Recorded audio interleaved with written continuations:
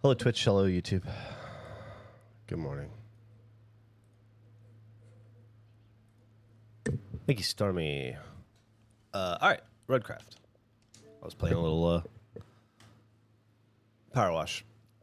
You ever have that thing where you get up to start your day and you're feeling great, your day's going great, make some coffee, hang out with your wife, have some sweet, like, I don't know, just bonding time, share a cute moment, dogs being good, and you go sit down at your desk to start making content, to do your job. You think, I'm going to start early. I got up so early today, I'm going to start at like 7:30 and get ahead of the game. And then you go open up OBS and your webcam doesn't work anymore. And then you have to spend 30 minutes troubleshooting and reinstalling webcams. Never fucking ends.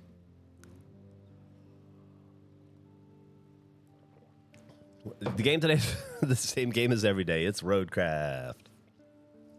Thank you, Cassie. Everybody all throwing money my way. I appreciate it. What's up, Regulatory? Regulatory. You did it. Yeah, man, I was fucking a common OBS. It wasn't OBS, though. It was my webcam. It was weird. I was adjusting the...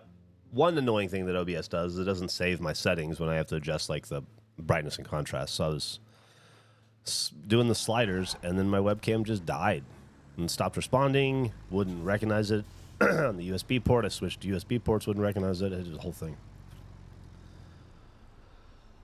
All right, what are we doing? First off, I guess I should let people in that want to play. Okay, we're looking at PQSTA for anyone that wants to join. No pressure if you don't. Actually, zero pressure. I don't care. PQSTA. The Screaming Melon, thank you. All right, let's pick a mission. Supply these guys with resources. I don't want to do that. Nah, I don't want to do that. Supply camp with the requested resources. Oh, we just have to do an infrastructure route? We can do that. Where's this going to? Okay. Oh, looks like somebody already did the route. Or was that a different route? Different route. Okay.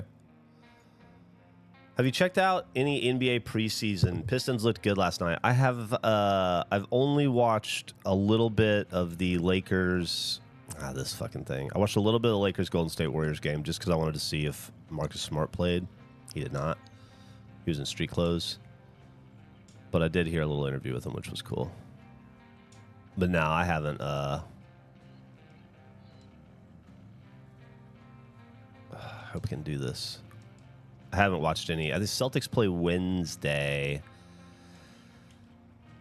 And I'll probably check that out. I was honestly not that... I mean, I've been pretty focused on the baseball playoffs. Have been a lot of fun. I didn't watch the Cubs game last night. But I've watched every other game. I just was ready for a break, and I wanted to watch a little Love is Blind. So I've been more focused on baseball and, honestly, college football just because of my family pick 'em. I'm currently winning the fantasy football league of my family for the first time after like 6 years of doing this. So I'm trying desperately to keep it rolling. What was I saying? Anyway, so I haven't been super excited about basketball, and I've had some pretty heavy basketball fatigue. The last couple of years have been especially intense, and I have been all in, you know. It's probably speaks to my addictive nature. For the last couple of years, I've been really hammering the NBA personally and professionally, and I think I'm just ready for a bit of a break, you know. But then I was listening to Zach Lowe's podcast yesterday. I don't know if you guys listen to sports podcasts, but in terms of NBA podcasts, Zach Lowe's is probably the best. He's a little dry, but he's really smart and insightful, and his knowledge is good. And he's always talking about basketball, even in the offseason when everybody else has moved on to other things. So I was listening to his podcast, and he was doing a thing about, like, most confusing NBA teams, which I thought was a weird deal in general. Hey, what's up, Toad? But he said that he thought that the Celtics would probably be worse than people are expecting, and people aren't expecting them to be great. You know, a lot of people are expecting them to maybe sneak in around the 7 or 8 in the playoffs. And he said he thinks that they'll be way worse than people are expecting.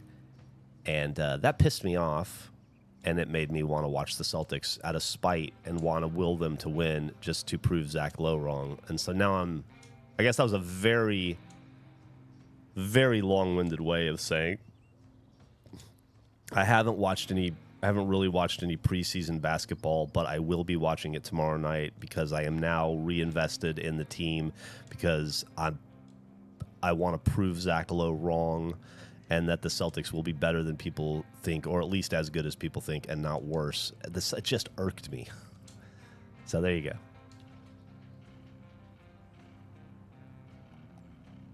What's up, Draylon?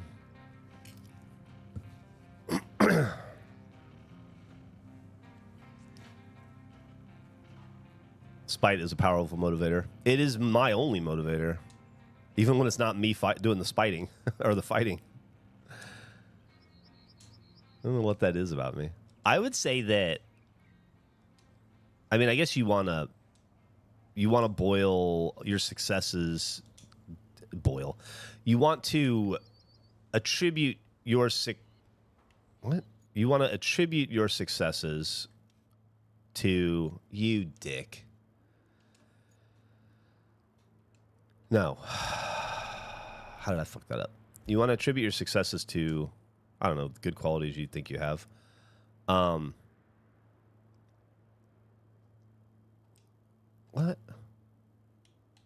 Where's the goddamn route I was planning? It's not.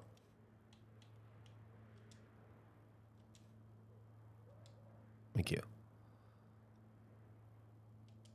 No. Am I losing my mind? Did I?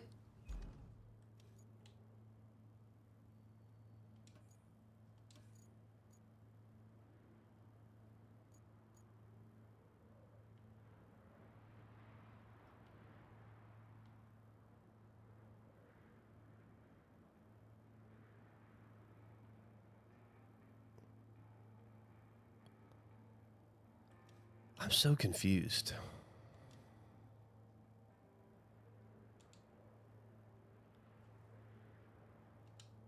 Am I losing my mind here? Wasn't I plotting a route that I did not finish? Why wasn't it doing... All right, I'm sorry, I'm losing my mind here. I guess it does want me to go... Yeah, it wants me to go back there. Okay. God damn, I don't know why I couldn't find that. Just wasn't seeing it. Okay.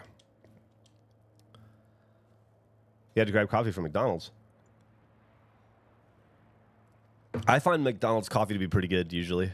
McDonald's has always had pretty decent coffee, but I'm also not like a coffee snob. Emily and I make fucking Kirkland brand coffee every day of our lives because it's cheap. I'm happy with a cup of Folgers or gas station coffee. Although Louis Medina fucking addicted me to iced coffee, but outside of that. All right, let's see how this does.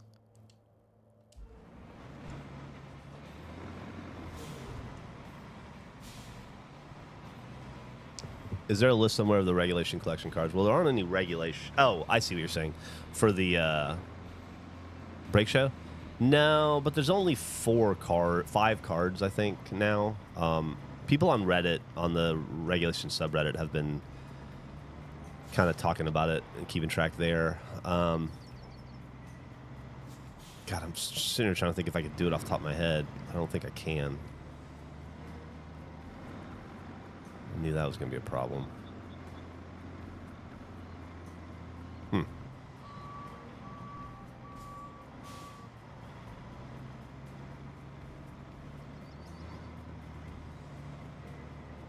Wow. I'm impressed. I thought we were going to have to come and do some work there.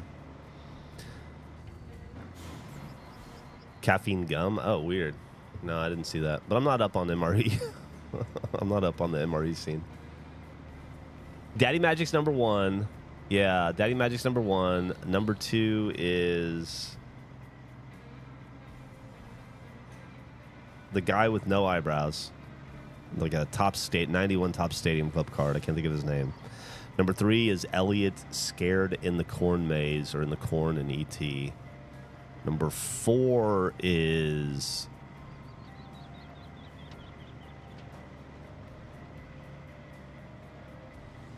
David Howard, number 2. What's number 4? Boof is number 3. Yeah, Boof Bonzer, I think maybe number 4. Yeah, Boof is number 4. Just a funny name. That's like a 2002 Topps baseball card, 99 Topps, something like that. And then this week's was, man, I really liked a couple that we didn't pick, and I was thinking maybe I'd throw them in later, but then Emily took them and glued them into her diary, so I won't. But Pigmon and what was the other one we didn't pick that I thought was so fucking funny? Nah, well, it didn't matter. The one we did pick was LSU Tigers football card of a guy named Monk something. We had a whole story where he was a crime fighter. He's a private detective. Monk Druitt. We were I was mispronouncing his last name on purpose. I don't remember what it was though.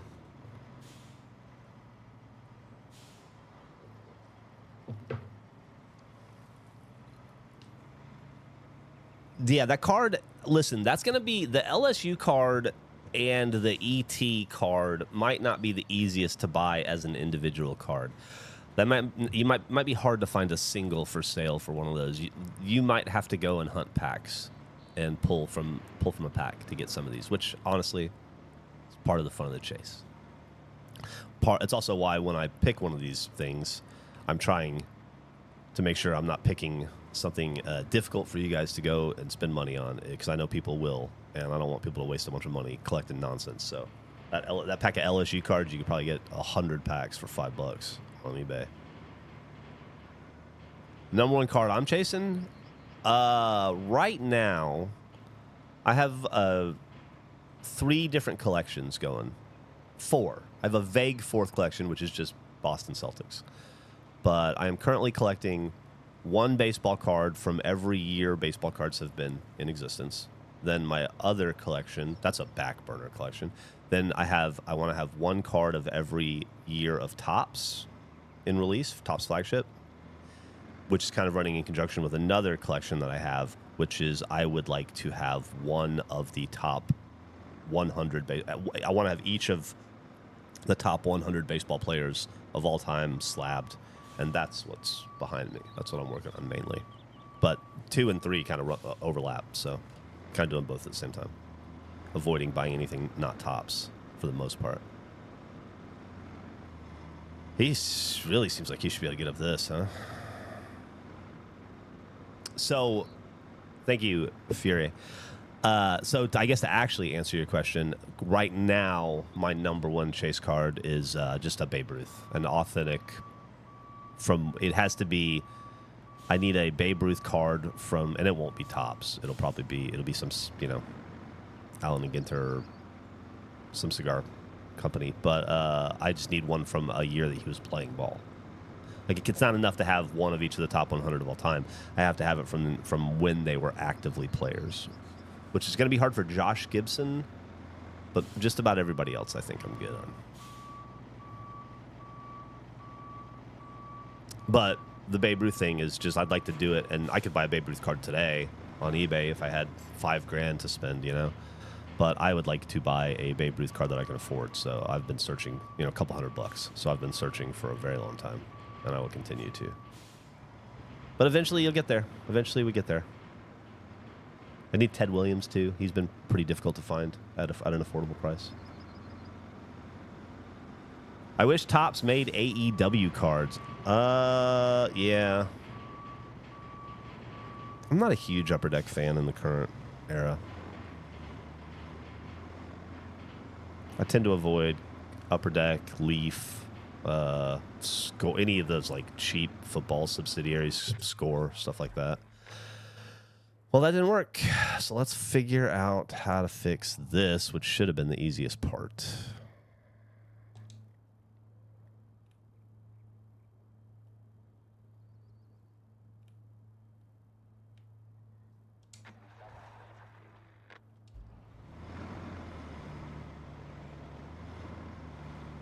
Seems a bit silly to have to come all the way over here and pave this, you know? Where is all the way over here? Am I close? Do I got a dump truck right there?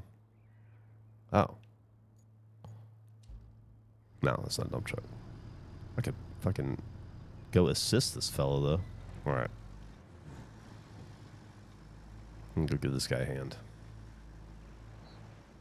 Where's Mark at? Who knows? Probably hanging off the side of a building somewhere. All right. Don't delete before I start pushing. We got this.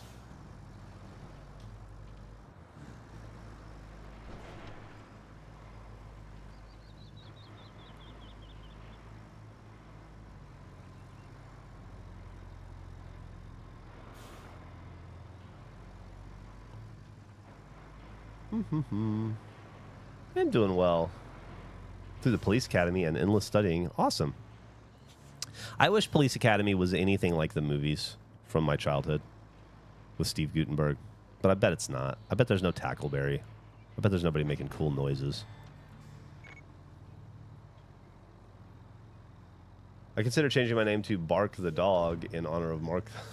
I like my name too much.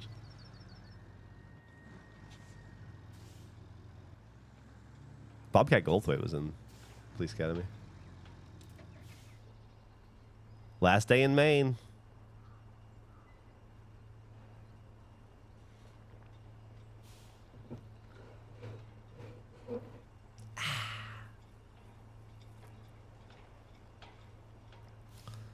Not as fun as the movies portray it? Yeah, I would assume so. I shaved my mustache a little bit.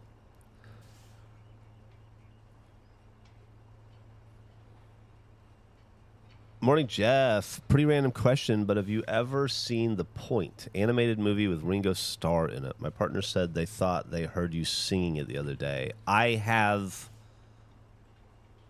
Is The Point about a dog? About a boy and a dog? Arrow? Yeah. No, I've never seen it, but my dog is named after the dog in the movie. I know of it. I've heard of it. And my dog was named, rest in peace, Dear Arrow, was named after the dog in that movie, but I had never actually seen it. It was just recommended by someone who had seen it, who said that it fit, and we kind of liked it, and so that's what we named Arrow. But yeah, I'm aware of it. I just haven't actually watched it myself. Pretty random. Oh, that is the random question I just answered. Let's see. What do we do next? What do we do next? Oh, there's a lot of remaining reward, huh? That we're not going to get because this thing sucks. So why don't... Sand quarry right here, though. Why don't we... Tristone base right here. Let's just make a road. That'll be fun.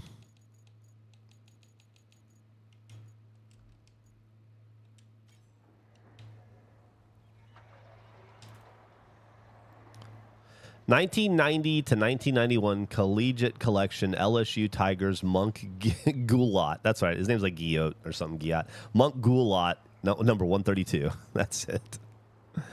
Yeah, Monk Goulot.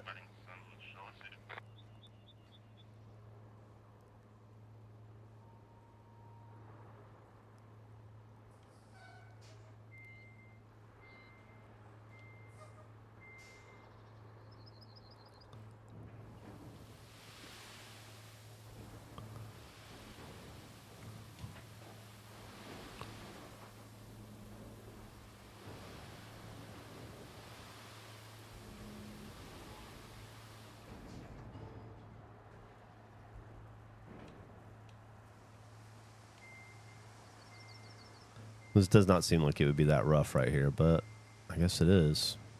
Because I wouldn't think this guy'd be having trouble with it.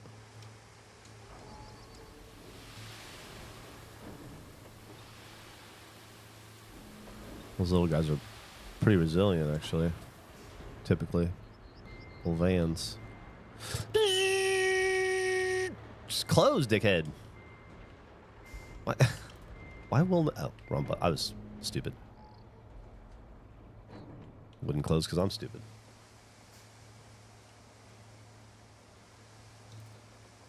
I think I'm officially going to have to shut the window for the first time because it's too cold outside. God, man. I would... What is that like? It was fucking... Hey, Siri, what's the high today? The high will be 89 degrees Fahrenheit today. That's not too bad. I'm not going to complain about that. 89 is doable. It's been in the 90s for a lot, you know, pretty consistently. So 89. 89 is not terrible. Be great for... It's great bike riding weather, but I think I might take the day off of riding my bike. Get a little rest. I got a little... After the brake show yesterday, I got a little dizzy. I had to lay down for a while. I just wonder if I'm hitting it a bit too hard with the midday bike rides.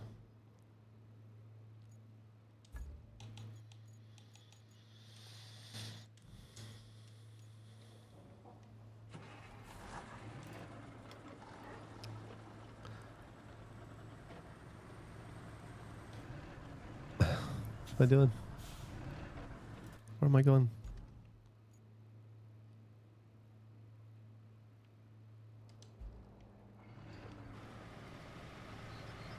Be cool if I could get this all worked out before the next cargo vehicle comes through, but I doubt I can.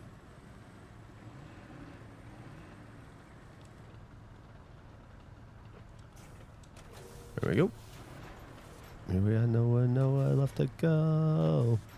And you know there is no late time show.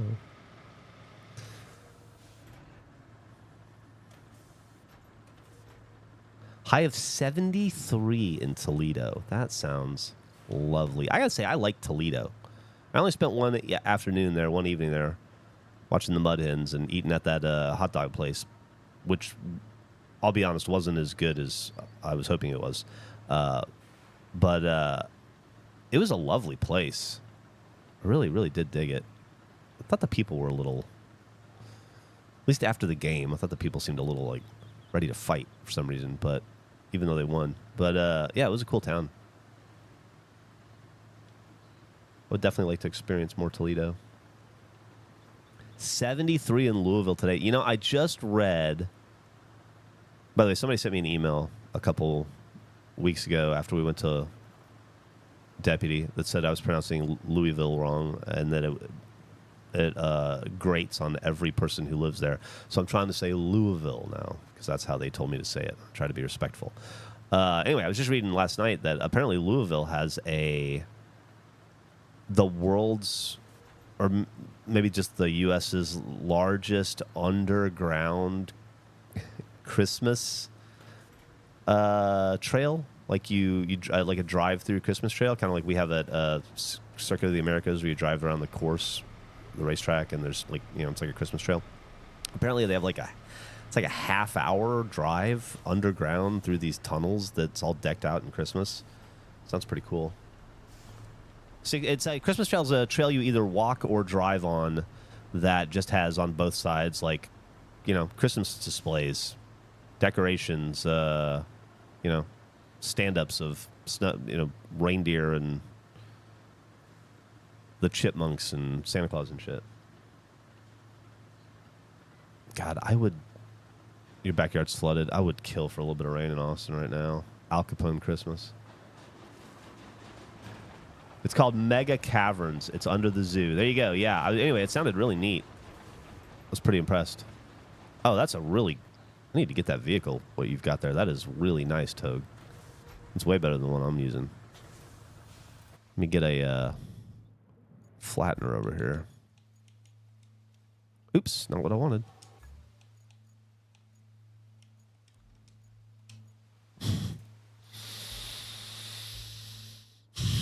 Sometimes my fingers are so fucking stupid They have a sweet BMX and bike track. That sounds cool. That sounds cool. Like a haunted house, but Christmas shit. Exactly like that, yeah.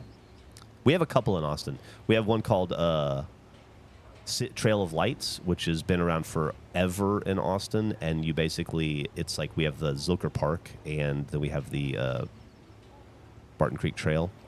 We have this trail that runs around the city, around the lake, town lake, that you can run. That's what I ride my bike on every day. It's like this 11-mile trail. And then there's a portion of it that they just, in Zilker Park, they just turn into this trail that you, during COVID, you would drive your car through, but historically you walk through. You get funnel cakes, and there's, live caroling, and it becomes like a whole thing. You spend like an hour and a half there eating and, looking at Christmas stuff and listening to music and just enjoying Christmas-y type shit. But, But what? I don't know. I don't know what. But what? Oh, anyway, but they're fun if you've never been on one. We also then have the one at the F1 track too. I don't do the Trail of Lights anymore, the historic Austin Classic, just because it is so goddamn crowded in Austin to do anything anymore that it's impossible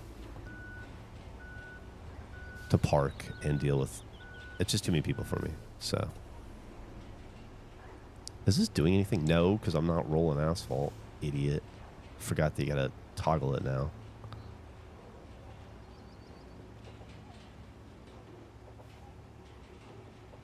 Be cool if they had a combo machine that did both of these things at once, That laid it and flattened it. This is a hell of a road you've laid here. You did a really good job, Toad. This is really nice. Thank you. Probably off somewhere having a smoke break.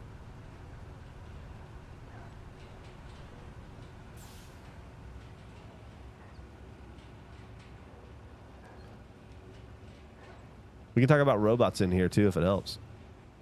I was listening to Saul Wright, then remembered that I saw the Twitch notification, so I jumped from one Geoff voice to another Geoff voice. Yeah, we can definitely talk about robots. Man,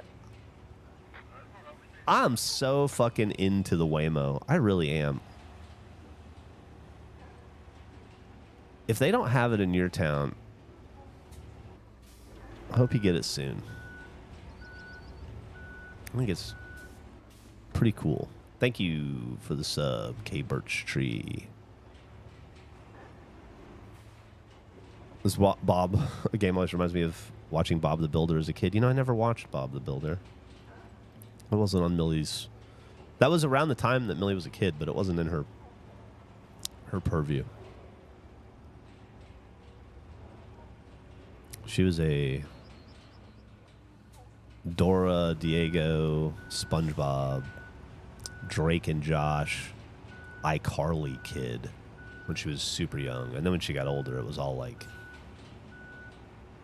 Jessie and Lab Rats and shit that I didn't really watch with her at that point that much.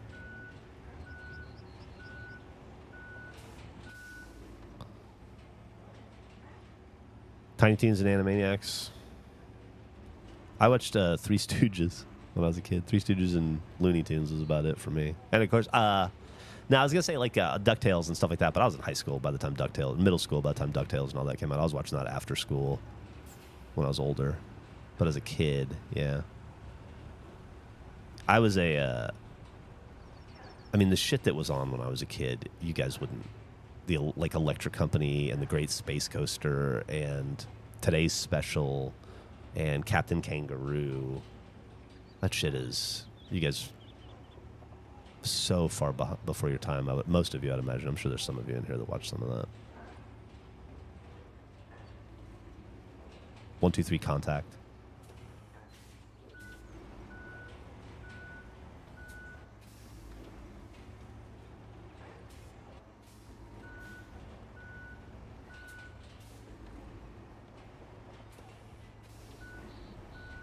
Yeah, Today's Special was great. Stooges was too violent.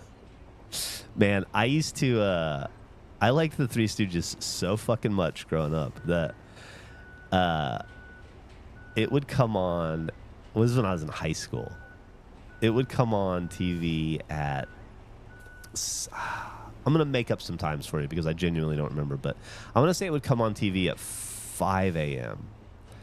and I had to be no, it would come on TV at 6 a.m. and I had to be up. I had to get up in the mornings to get ready for school at 7. You had to get up and then get ready, and I think I had to be at the bus stop by 7:30, and then eventually I had a car. But I had to get up and be at the bus stop by like 7:35 or something. And so you're a kid, you get up at 7, take a shower. At least I did. I'm a shower guy. Take a shower immediately, and then you just scarf down a bowl of cereal, and then run out the door. At 7:29. But I liked the Three Stooges so fucking much growing up that I would get up. They were on from 6 to 7 in the morning, and I remember I would get up some mornings a minute or two early, and I would see that the Three Stooges was on, and I'd be able to catch like the last 5 minutes, and then I was like, "Fuck! I wish I could." Oh, I can. And so I set my alarm, and and maybe the entire time I was in high school until I left and joined the Army, I would get up at 6 a.m. every day to watch 1 full hour of the Three Stooges in my living room by myself. My mom and dad were asleep still. And I had this time. Maybe that's why I liked working at Rooster Teeth so early. I would have this time in the morning where I would just sit there and watch a full fucking hour of Three Stooges. And that is how I started every day of like 10th, 11th, and 12th grade, I want to say. Maybe 9th, 10th, and 11th grade. Maybe I didn't do it in 12th grade.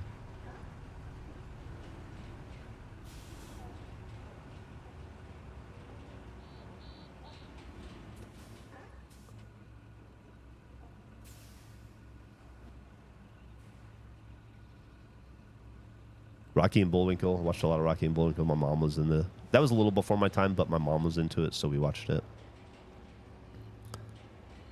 when it was, available.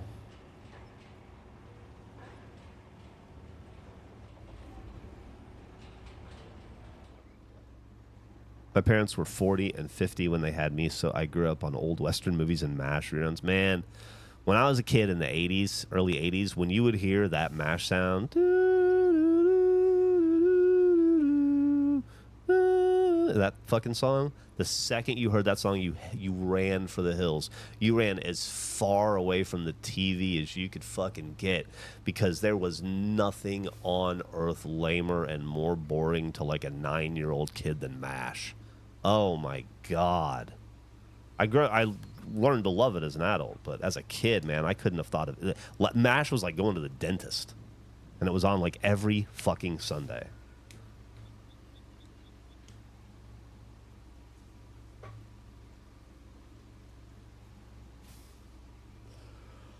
Oh, do I wake up laughing? Not really, but I wake up happy.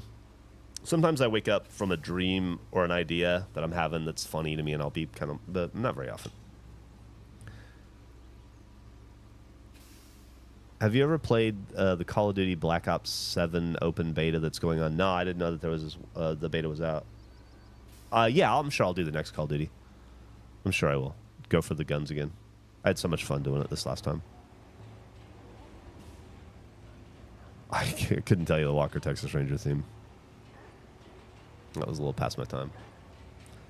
Is LeBron announcing his retirement today? Man, I was talking about this with Eric yesterday.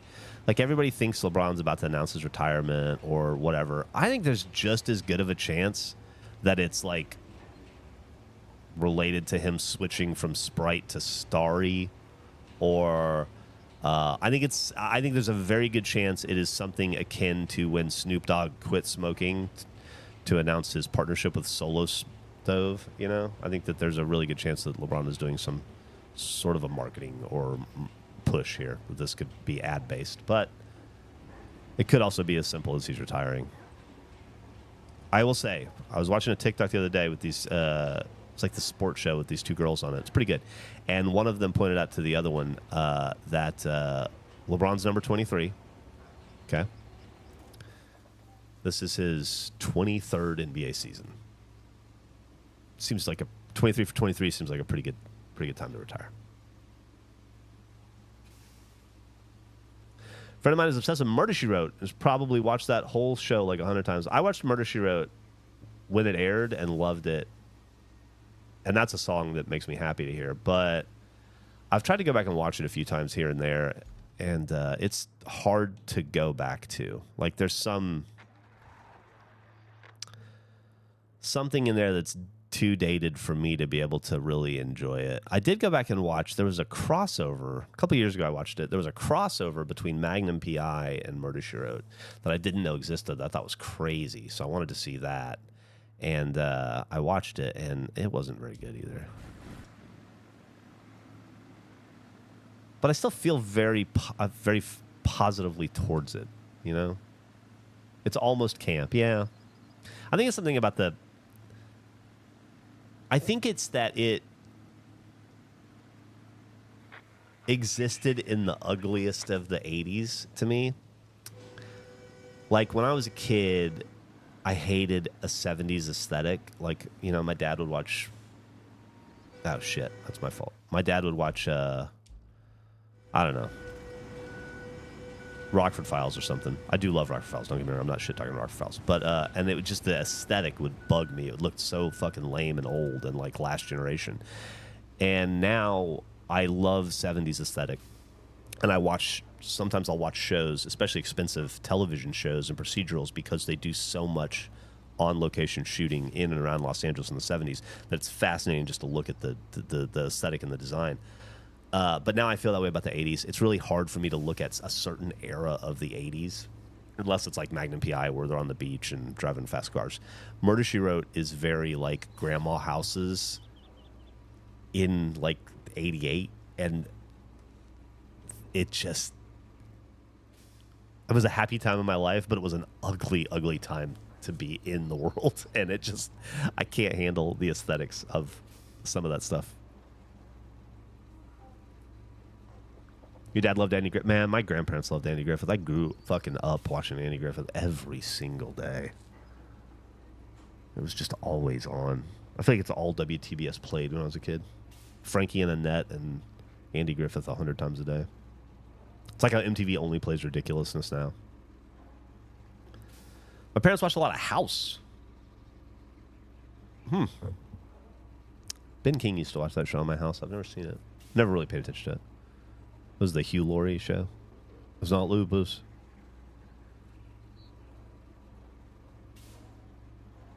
Your dad crossed the street in the opening to the Bob Newhart show. That's awesome. 2000 to 2015 shows to you just looked weird. Yeah, it's something to do with your childhood, I think. Rockford Files is the best. I still watch Rockford Files. It holds up incredibly well.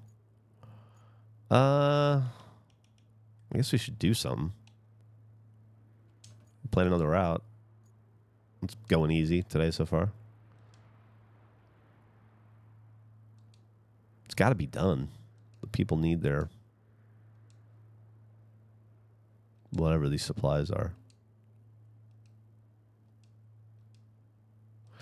I hope that's the way to do that. That's a pretty tight turn for a 18-wheeler.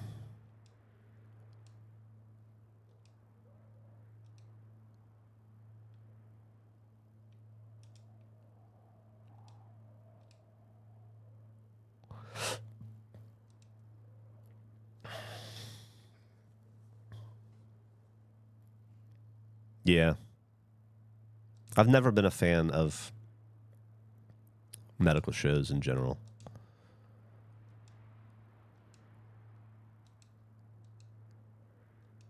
My daughter loves Grey's Anatomy. Like, loves Grey's Anatomy. Has seen the whole series all the way through like 4 or 5 times. And I guarantee you probably has watched 5 episodes in the last week. Where am I going? But I could just never get into... Emily loves The Pit. I think it's fucking gross. It's not my thing.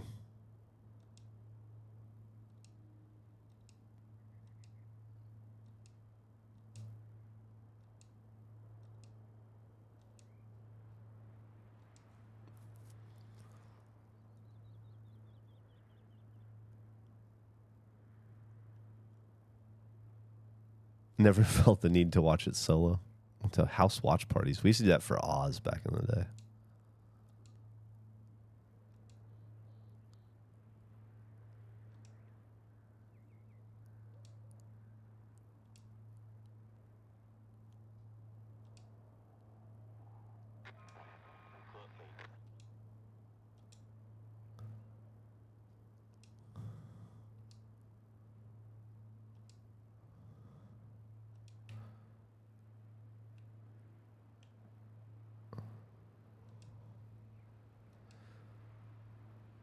Pretty long fucking route. Am I turning here or going?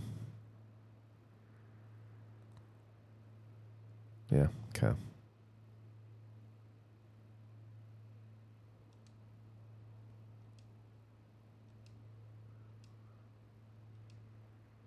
Wow, that's awesome. Awesome wide turn. Thanks, Toad. This dude's fucking killing it. That's going to be a little tight turn. See if he can make it.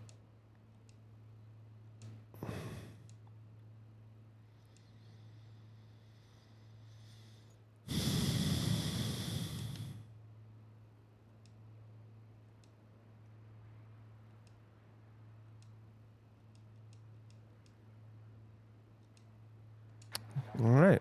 Today's a day of dispatching vehicles and watching AI paths, I guess. Man, I got to record a soul, right? When we're done here, I have to. I don't have to. It's, you know, I have free will. Also, this thing's tiny. I don't know why I was worried so much. Didn't need to take that turn that tight in the Jeep. Anyway, I'm going to record soul right after this. I'm going to go take a shower and then go to a coffee shop and figure out what the fuck I'm going to talk about. But and then we're recording Wheel of Decades later today. I'm really excited about that season 2. So I got to get it done before then. But I realized this morning I have no idea what the fuck I'm going to talk about on So Alright. I'll come up with something.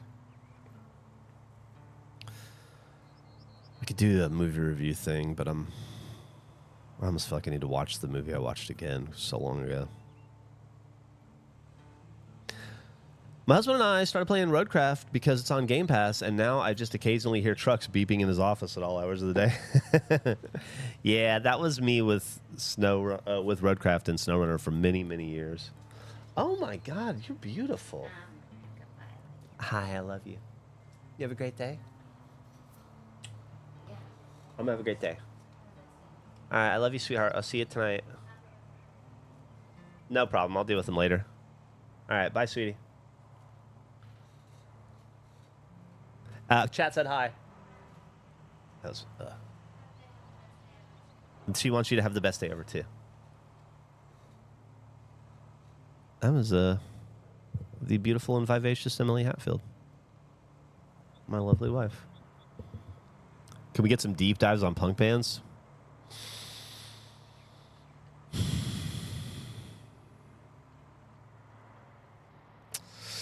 I would say yes, except... That was a weird little hump there. I would say yes, except that I just did like a whole fucking episode on Riot Fest that was pretty much just that.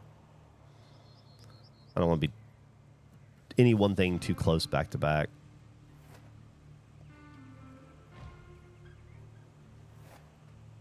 Your smile when she came in was legit happiness. Oh my God. Are you kidding? Hell yeah. Dude, I'm in love with that woman. Would Mindless Self-Indulgence count as a punk band? I don't know that band. Could you do an episode about your photography?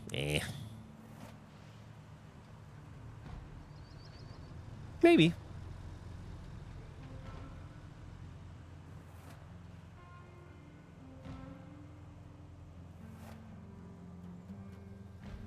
Maybe. You know what? Maybe. I need to swing by the office. There's an angle there. There's an angle there. My puzzle is... It's one I got from Bernie and Vanessa. It's the series of puzzles that we do sometimes where you don't actually... It's like a scene of like a bunch of stuff. And then something goes wrong in the puzzle and it all changes slightly. And you see the image that you make the puzzle from is the before picture, but you're actually putting together the after picture. So it's makes it more difficult. This is not a very good... Let me... You're not going to be able to see anything. So it's... this is the before. I'm putting it together now. I'm not very far into it, so I don't know how it all changes, but it definitely goes wrong at some point. But you can see it's just like little... Bunch of little dudes at a theme park of some kind in the middle of the city.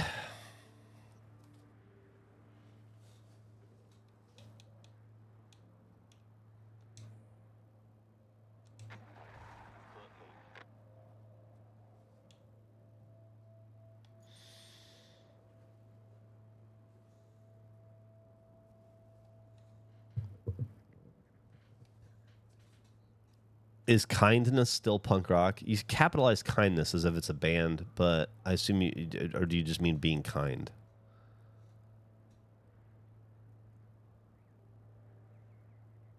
MSI. No, I don't know what that is. MSI. What were they called again?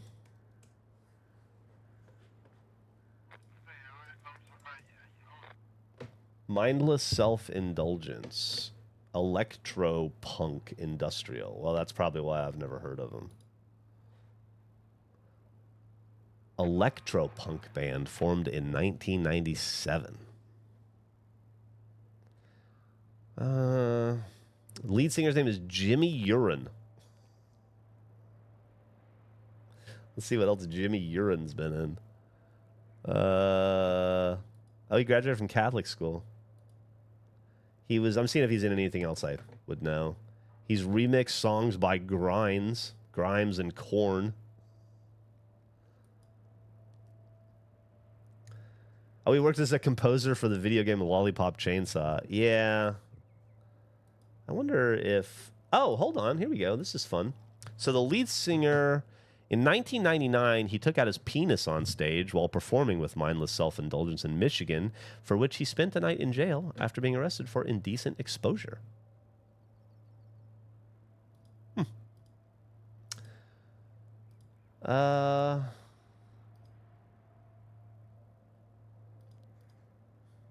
See who they play with.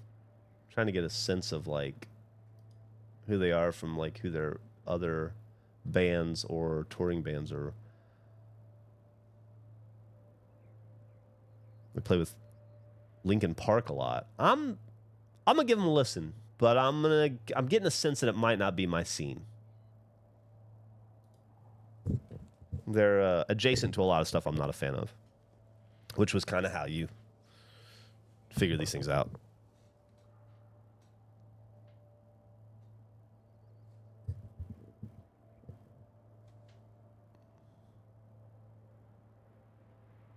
Any room to rejoin Roadcraft? Let's see. I don't think it's full. I've only seen... Yeah, there's PQSTA. Let's see.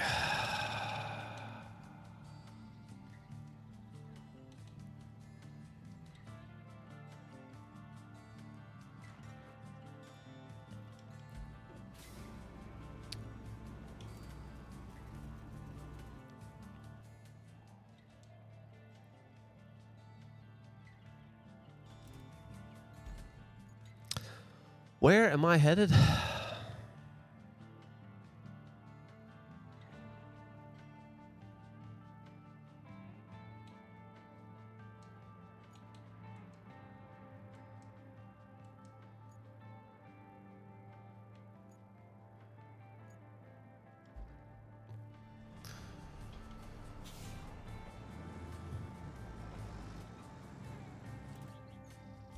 All right, where do I need to go to get this fucking thing?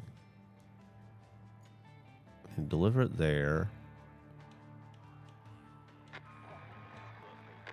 It's up here somewhere. It's not open. Whoa, look at that. That's cool. Like hot springs? I haven't seen those yet. So I maybe come around here. Don't come around here no more. Maybe I'll just... Let's see. Come up here. Where's this getting me? Up here. Still doing fine. Doing A-okay. Up, and then things get dicey over here. Yeah. But I need to go... That's a different mission. I'm trying to get here. I think maybe we just develop a road crew over here and we just start going. Do that.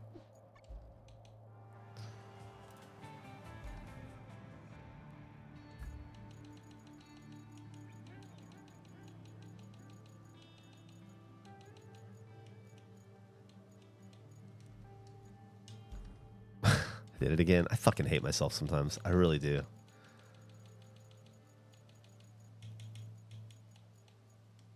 It's fucking idiot sometimes. Okay.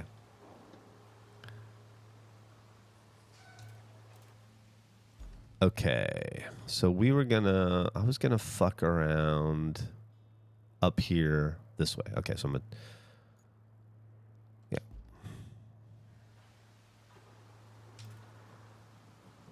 What are we doing, Geoff? I'm just chatting. Yeah, I know it says that we're just chatting, but that's really all we're doing. All we ever do is play Roadcraft and just chat. I figure it's more chat than gameplay, so.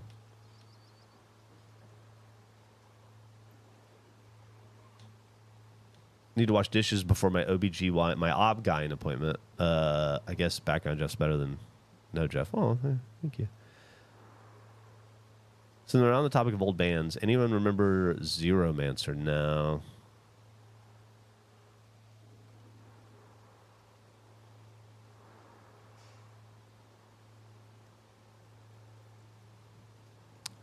MSI always reminded me of the more scatterbrained songs of System of a Down. There you go.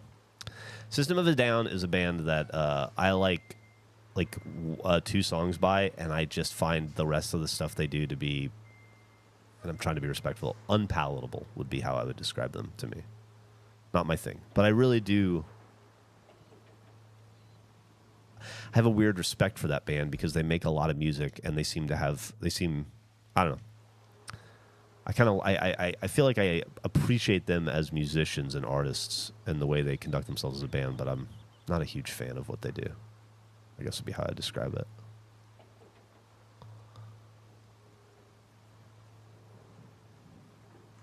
I appreciate they exist, but it's not for me. There you go.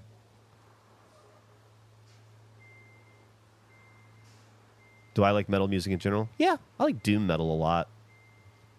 I like, I don't know. Do you consider crust punk or metal?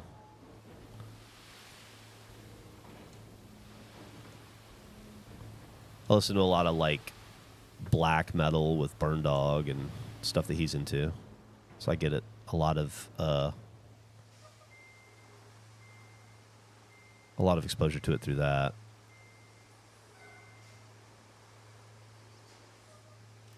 But if, like, my kind of metal would be, like, Rainbow. Or, yeah, Witchfinder General. Or, Pentagram. Or Pagan Altar. Whereas I think a lot of, as opposed to, like, System of a Down. Do I like the Subhumans? Let me tell you something. I like the Subhumans so much. I have a Subhumans tattoo. I don't know if you can see it, but I have the Subhumans logo tattooed on my arm right there. It's pretty old now. It's pretty, yeah, maybe it's not. Maybe it just says humans now. But, yeah, I'm a huge, huge, huge Subhumans fan. I also liked Citizen Fish a little bit, not as much, but I appreciate the lead singer Dick's vocals, and so I did follow anything he does. I'm out of the loop now. But yeah, Worlds Apart is one of my favorite albums of all time. Subhumans Worlds Apart, if you ever heard it. If you haven't, you should. It's a perfect album. But I like The Day the Country Died. I like Rats, Time Flies, but Aeroplanes Crash. I like pretty much their entire discography. But I really, really like Worlds Apart.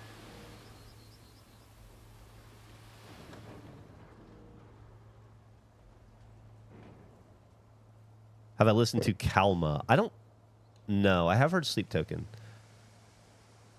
Knocked Loose, they're fine. I saw a little bit of them at Riot Fest a couple weeks ago. They're fine.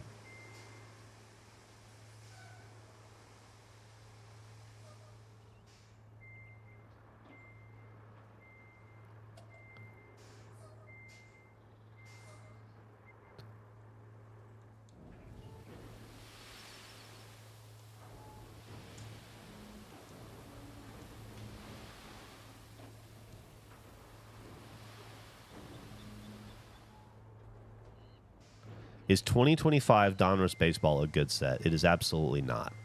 I would avoid it. Donruss is a subsidiary of...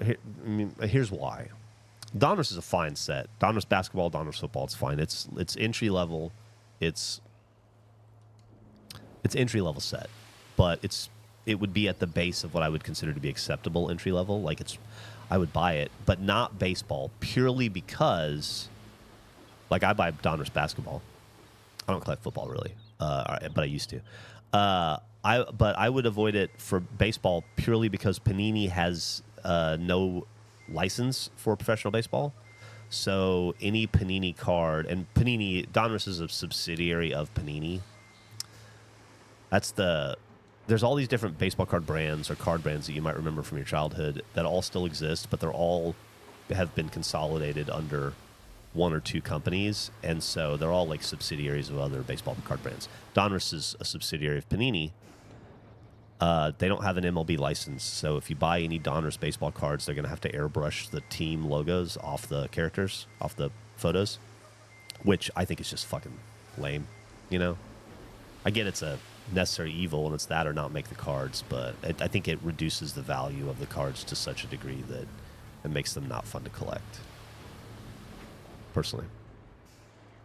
I just got news that the radio tower at the machine yard went down too. I guess it was just a question of time, but it's certainly inconvenient. Could you bring a truck with spare parts from the dry stone shore to the repair crew? I'm more focused on how easily you drop the sand. I suck, and it basically ends up... It did... I will say... I have gotten. I feel like I've gotten pretty good at dropping sand. It's one of the few. Like there's some things in this game I'm really bad at. Logging, I suck at. Picking up logs, I suck at. But I feel like I'm good at throwing down sand. Thank you.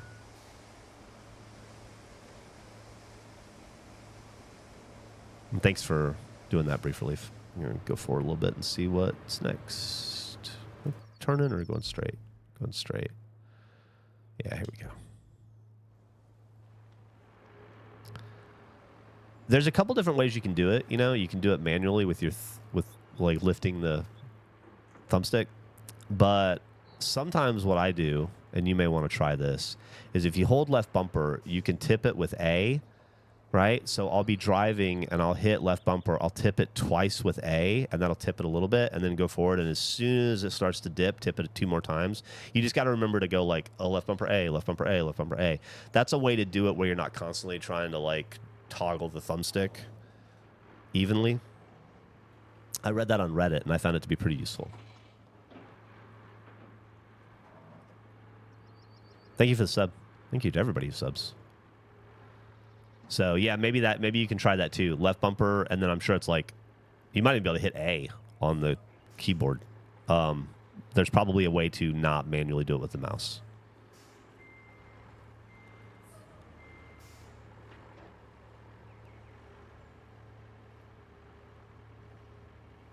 Yeah, no problem. It takes some getting used to because you're also driving while you're doing it, you know? But thank you so much, Catherine. But you will get used to it. It's not the end of the world, for sure.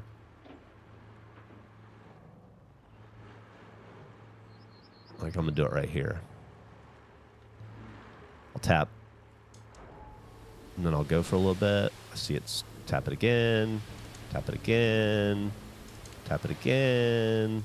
Tap it again. And we're good. We're done. See? Easy peasy.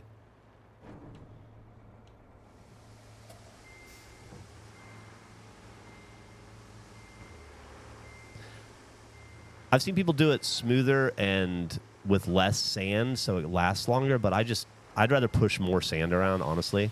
This is doing it manually, which is just like, it's also doable.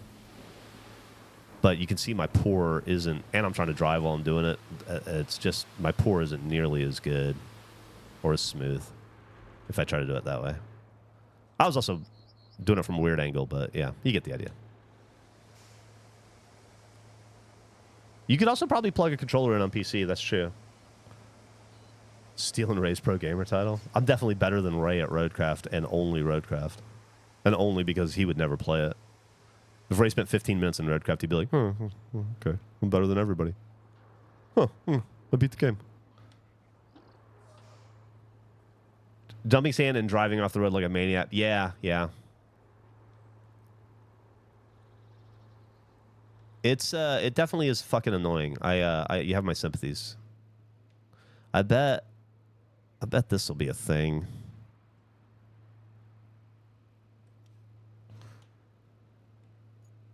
Oh, right in the middle of this quarry, so it doesn't really matter. If I had the dozer, I'd push those rocks out of the way and do that, but I don't.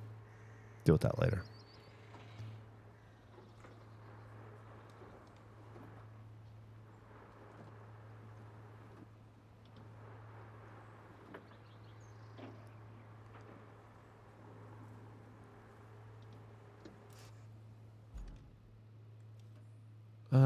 I don't really know where I'm going.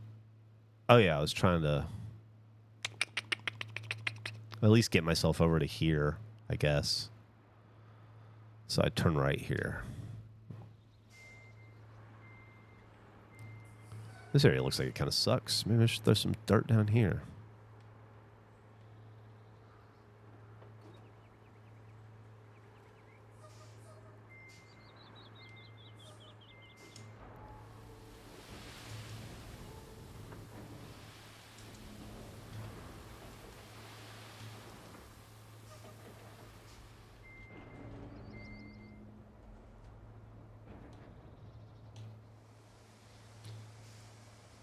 What's your Vault Hunter's level?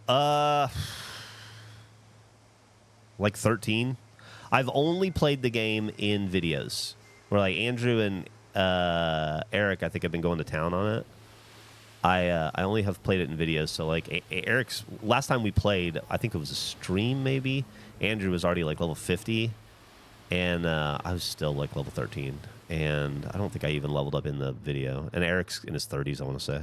But it's a cool game. It's not Roadcraft, and it's not Power Wash.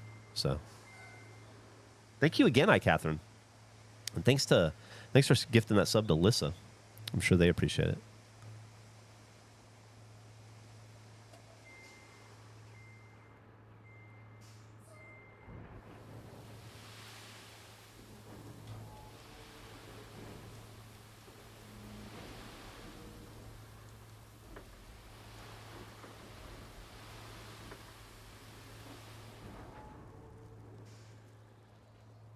I don't really know that it needs sand here, but might as well. Sometimes I'm really surprised by, you think like, oh, this is totally doable. The dump truck had no issue, and then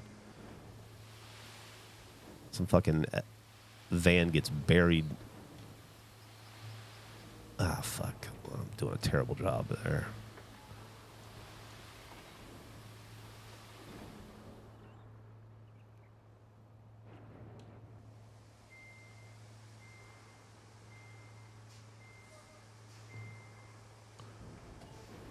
Anybody watch the Dodgers game yesterday? It's a good game. I missed the Cubs-Brewers game.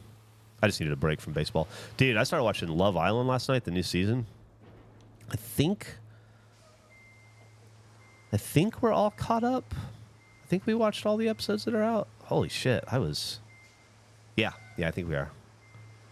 I didn't realize how much I needed a new season of Love Island in my life. And I'm amazed at how many people... Well, I'm not going to spoil anything here by saying this, but I'm amazed at how many people just fucking left. We're like, no, never mind. I'm going home. I'm over this. Also, pretty fucking clear that love is not blind with one of the situations. Like, just heartbreaking to watch. I don't know if you guys... There's a new season. Yeah, I think it's season 9. No, not Love Island Games. Love is Blind. New season of Love is Blind on Netflix. It's airing right now, so I think there are only 5 or 6 episodes out, and then there's a bunch more coming. Bullpen cut it a little too close. That was a fucking tight butthole of a bottom of the ninth, huh? Fuck. I'm right there with you. I dumped way too much there.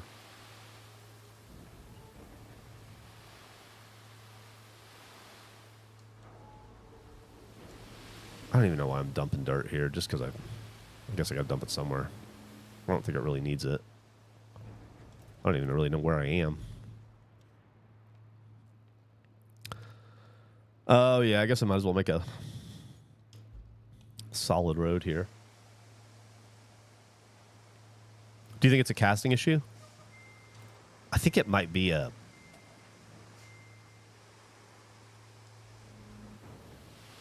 I don't know. No, maybe. I think it might be a generational thing. Honestly, we are at a point I've noticed where we're starting to have reality TV shows where the stars of the reality TV shows, who are adults now, were kids during the pandemic. Were in high school during the pandemic. Like the people on Love Island this last season, some of those people were in high school during COVID, and I think that there will be a lot of studies done for a long time to try to determine exactly how damaging COVID was to young people in general, being forced to sequester at home. Which I'm not anti-COVID or anything. I was right there with everybody else, obsessively watching everything. But I saw it firsthand with Millie. She spent 9th grade in her bedroom doing class remotely, and something was lost there. Social skills, something. There was a retardation of growth, or I think in general, culturally, and I think it affected people in ways that we're still understanding. And so I think that we're going to see people handle situations in surprising ways in reality TV going forward as that generation ages up into the age where we see them on television in Survivor and Love Island and Love is Blind and, Big Brother and all these other shows. And so I just think we're seeing a new generation and how they handle things, and the way they handle things is not historically maybe the way that I would have handled things, or people, millennials or Gen X, would have handled things, because they have been shaped very differently. And I think we're just going to get to, because of reality TV, you get to see it in a way that's kind of cool. And I'm not even saying that it's like social skills have plummeted, or it's not a negative. I'm just saying I think it's changed things, and I'm really starting to notice that this year, people on reality TV, I think, younger people on reality TV are just reacting in ways that I don't anticipate necessarily, ways that would be considered like common reality TV tropes, or whatnot. So I don't know. It's interesting, but I could also be full of shit, and it could just be casting. But I think there's something culturally changing with reality TV in general.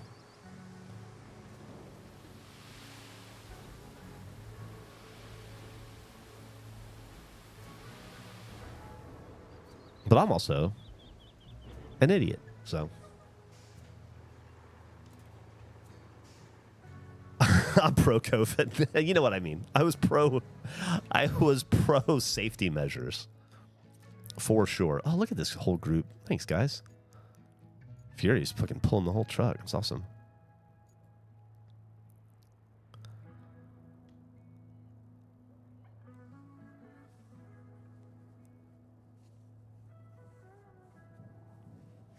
My fiance was pretty much handed an entire year towards her doctorate during COVID.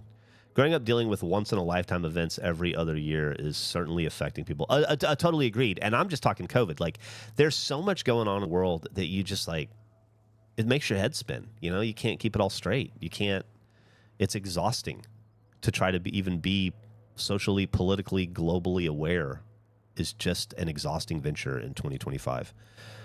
And to be growing up in a time of, like, I grew up in a time when, we had our evils, we had our boogeymen, I grew up in the Cold War, and that was a very different time than now. Like, I had pretty consistent nightmares throughout my childhood about nuclear winter because, I went to school and we had nuclear bomb drills, and there were fucking television shows constantly on in the 80s about nuclear winter and the Russians attacking and the world being destroyed. And so there was always this current of fear my entire childhood of Russia and communism and of nuclear war. And when the Berlin Wall fell, all that went away, and that was awesome. So, like, that was the thing that my generation had to deal with. The current generation just has to deal with the whiplash of a new catastrophe every 2 weeks, it feels like, Hey, it's Mark. Good morning, Mark.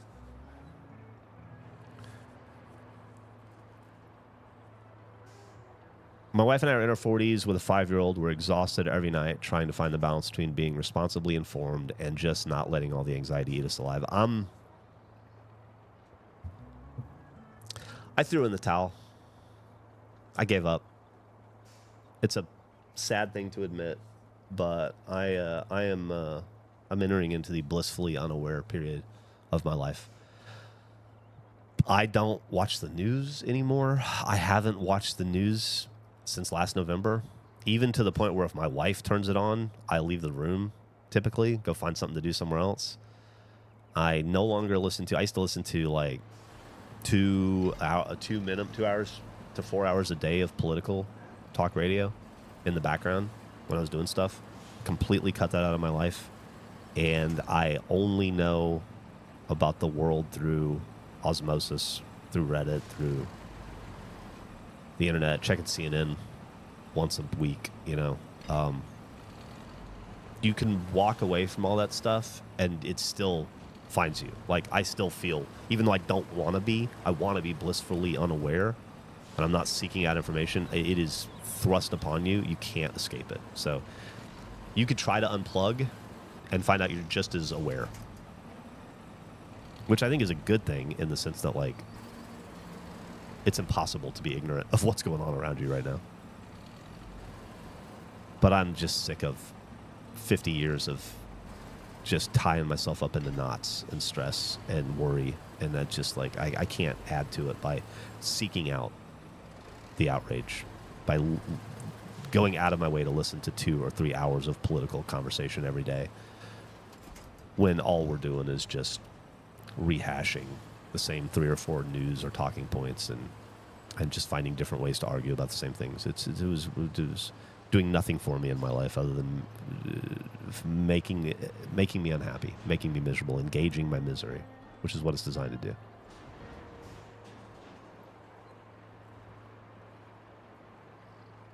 Information is more readily available. Things are at a pretty breakneck pace, though, too, Teacher Chris, I think. I work in horses, so even when there's no time for me to listen to anything like that, it finds me anyway. There's all trainers seem to talk about. It's not about the horses. Yeah. I mean, it's impossible to escape, I guess is what I'm saying. So if you wanted to try to lessen the stress in your life by stepping away from it, you can do that without becoming blissfully unaware. It's impossible to become completely unaware.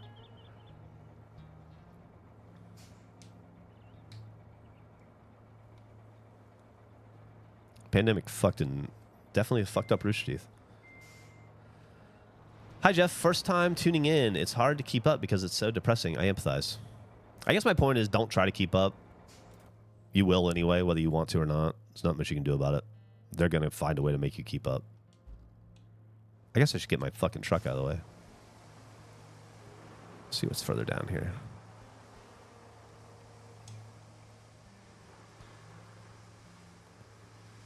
Also, no one should ever listen to my advice because I am an absolute moron.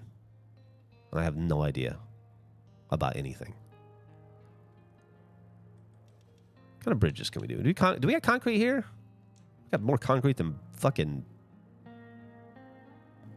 What is going on with this bridge? Let's drive over there and look at this. It looks like a mess. Is that way? Yeah.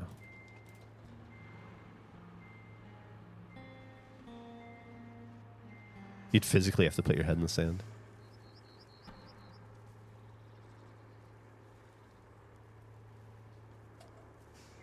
I've been really interested in politics and the world and the government and how it all works since I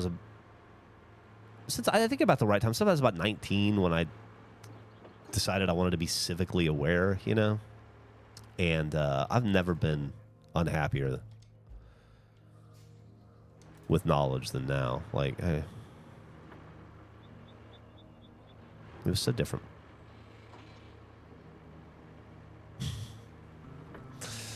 Sound like a fucking old guy. All right, what do we got going on? Why is this all fucked up? What am I going to do about this?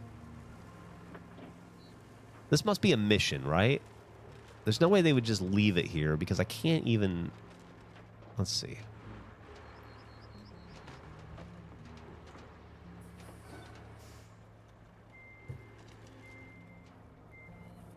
This has got to be mission related. There's no way.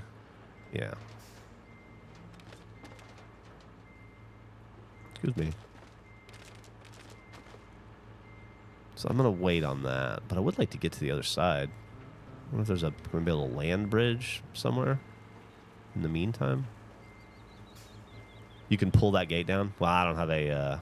that's a good call, but I don't have a winch on me, unfortunately, on this vehicle. But that's good to know. Hold on, let's see what I'm saying. Gotta get a scout and go across the barge with all the tipped Connex boxes. $20 says you can make the jump. Not in this. I put a scout bridge down. That's all we need. Oh, thanks, Furia.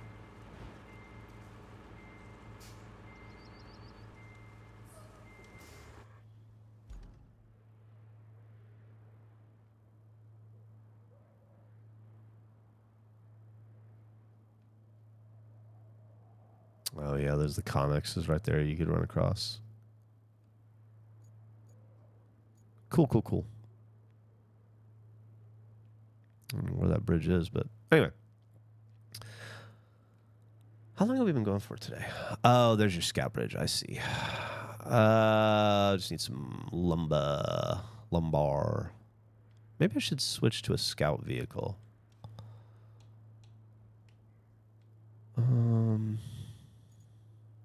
Just for exploring. Oh, you know what I should do actually is grab this guy because there was something over there I was supposed to pick up in the first place. Catch up with you guys.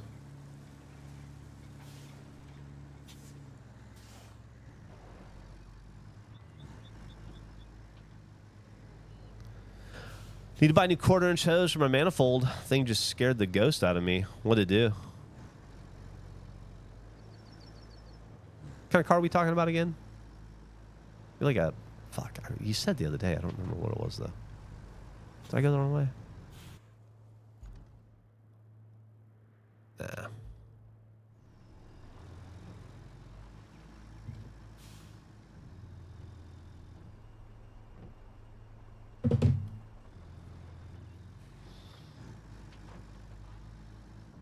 I would assume Mark's talking about his refrigerant manifold.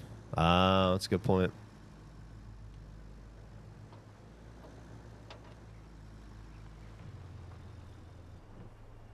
Hedging my bets saying airplane window. It's also possible. It was leaking. Your car was leaking refrigerant, or your airplane window was?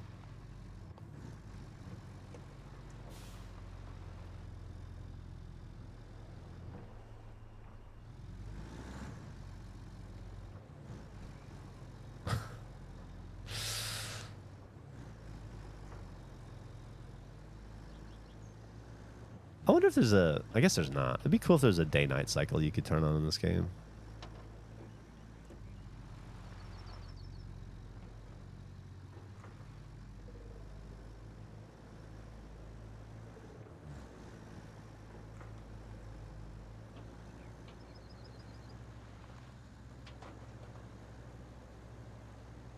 Your window leaks airplanes? Yeah, you gotta watch out for that. Your airplane bill's gonna be through the roof.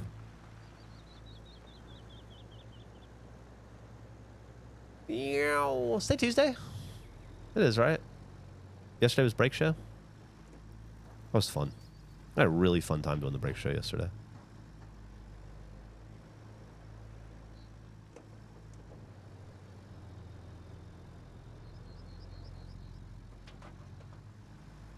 Oh, thank you, the Hispanic Ninja. Well, that started 9 hours ago. Leaking refrigerant? Oh my god. Hold on a second, let's see here. My 4-point refrigerant gauge manifold, regrettably. PM, checking charges, amps, caps, and washing the coil. You gotta wash the coil.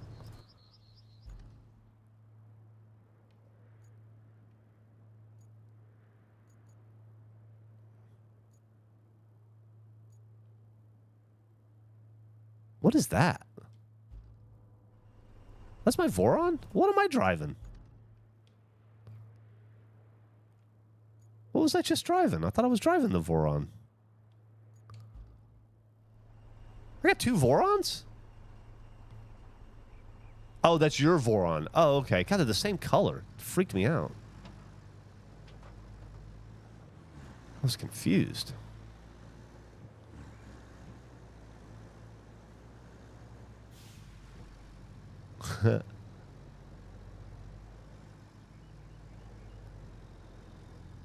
California Valley was too hot. Stay away from Texas.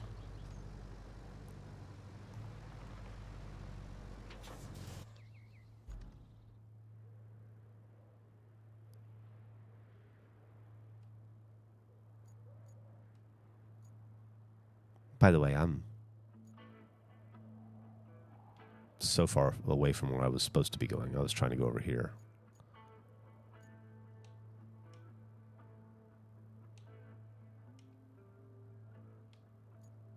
Where am I? All right, we're...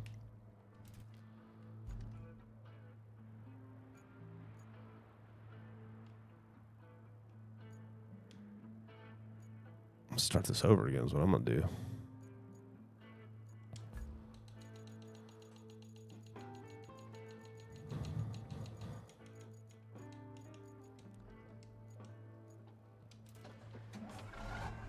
Okay. Go the right fucking way this time.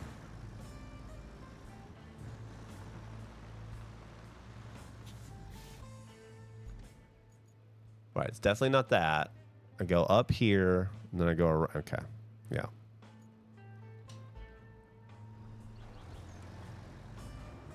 What's my favorite color? Blue. Mark the Frog, what's your favorite color?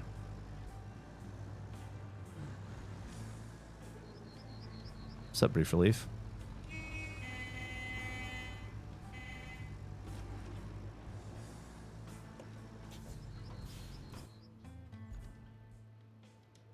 This is where I fucked up last time. There's a Harbor Freight right next to my gym. So after my workout last night, I went to cool off and just meander. Bought a new hat for like $5. Hell yeah. You like a Harbor Freight hat?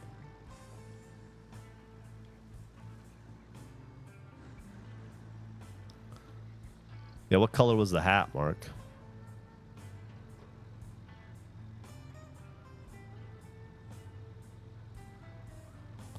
Why are you skirting the issue of the hat color, Mark? Why don't you admit to us? What color was it?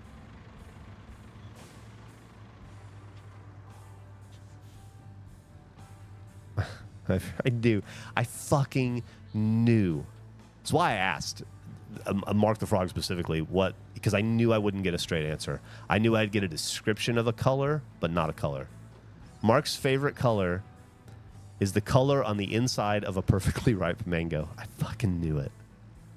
I love that.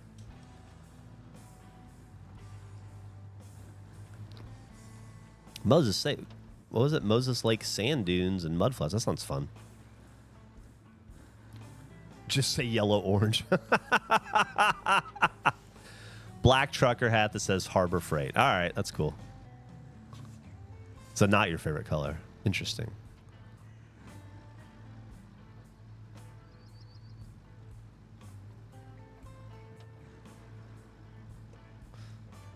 What hat am I wearing?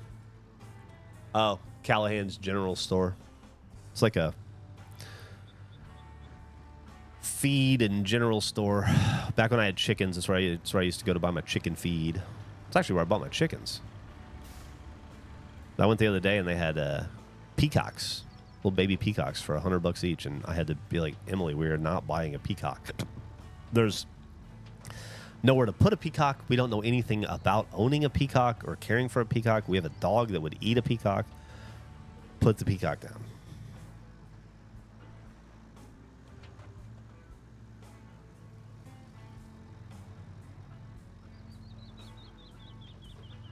I'm looking for something in a fresh, ripe mango. The inside, yes.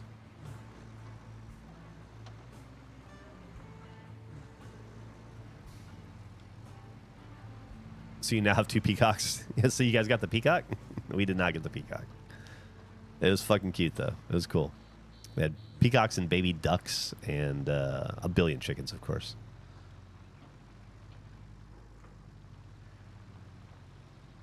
There is a neighborhood in Austin, though. I call it the Peacock neighborhood. I'm sure it has a name. It's over by Mueller.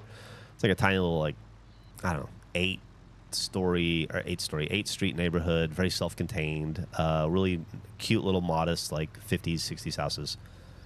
Think like 1,700 to 2,200 square foot bungalows. Really nice little neighborhood. But they have about 10 peacocks that just roam the neighborhood that have become, that the whole neighborhood kind of takes care of. And there are a couple houses that have peacock pens in their front yards where they'll go and they'll sleep at night. And then they just roam the neighborhood. Sometimes I'll ride my bike over there just to ride my bike around peacocks. It's cool. And the whole neighborhood just kind of together manages and cares for them, which I think is really neat.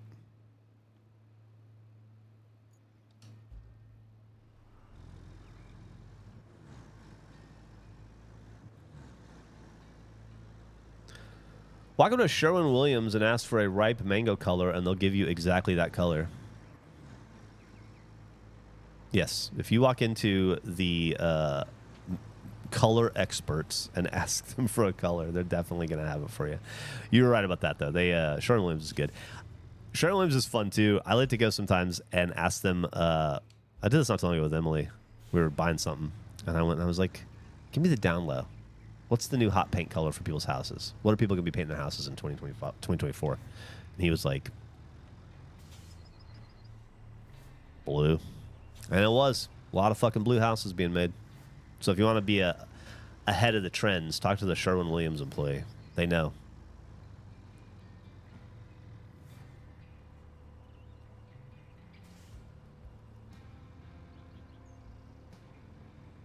They stop traffic. Yeah, similar kind of vibe to here.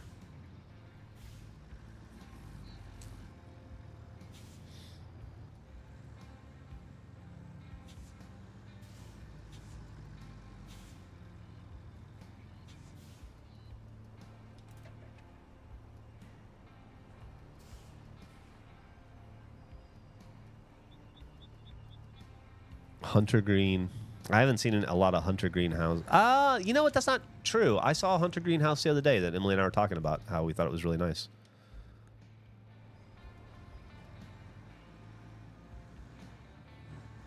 This was also 2 years ago. No, maybe about a year ago I did this.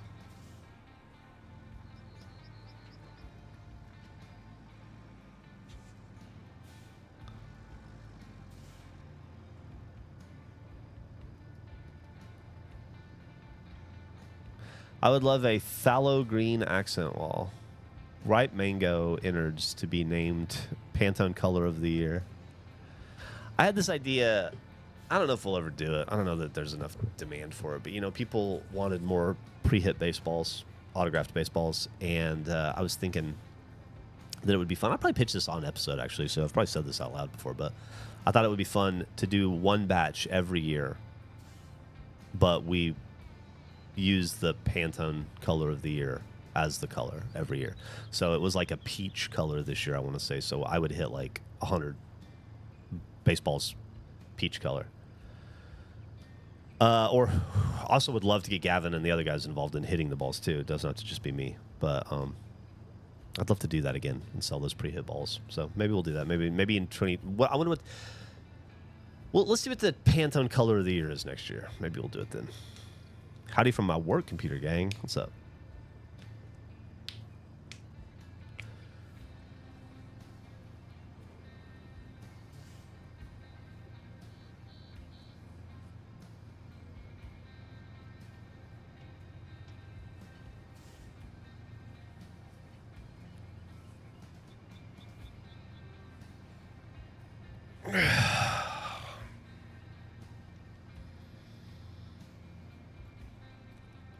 Sherwin-Williams was my go-to free shirt place. Do they give free shirts at Sherwin-Williams? We just built our house, and we did choose the darker sage for outside. But yes, lots of blue houses going up.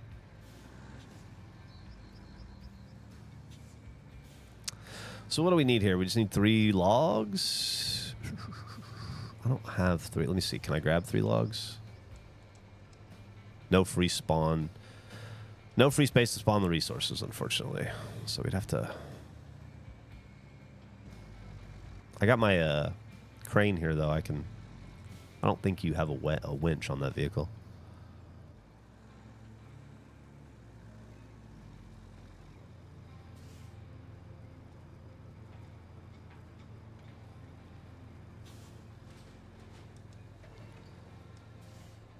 Storage is empty.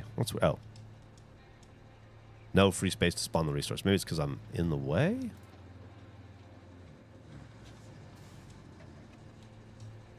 No, I should be...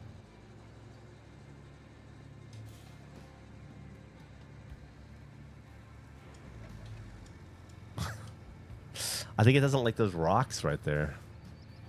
It's fucking lame. Anyone else bummed with this ridiculous price hike in Game Pass Ultimate? How much is the price hike? I keep seeing different figures.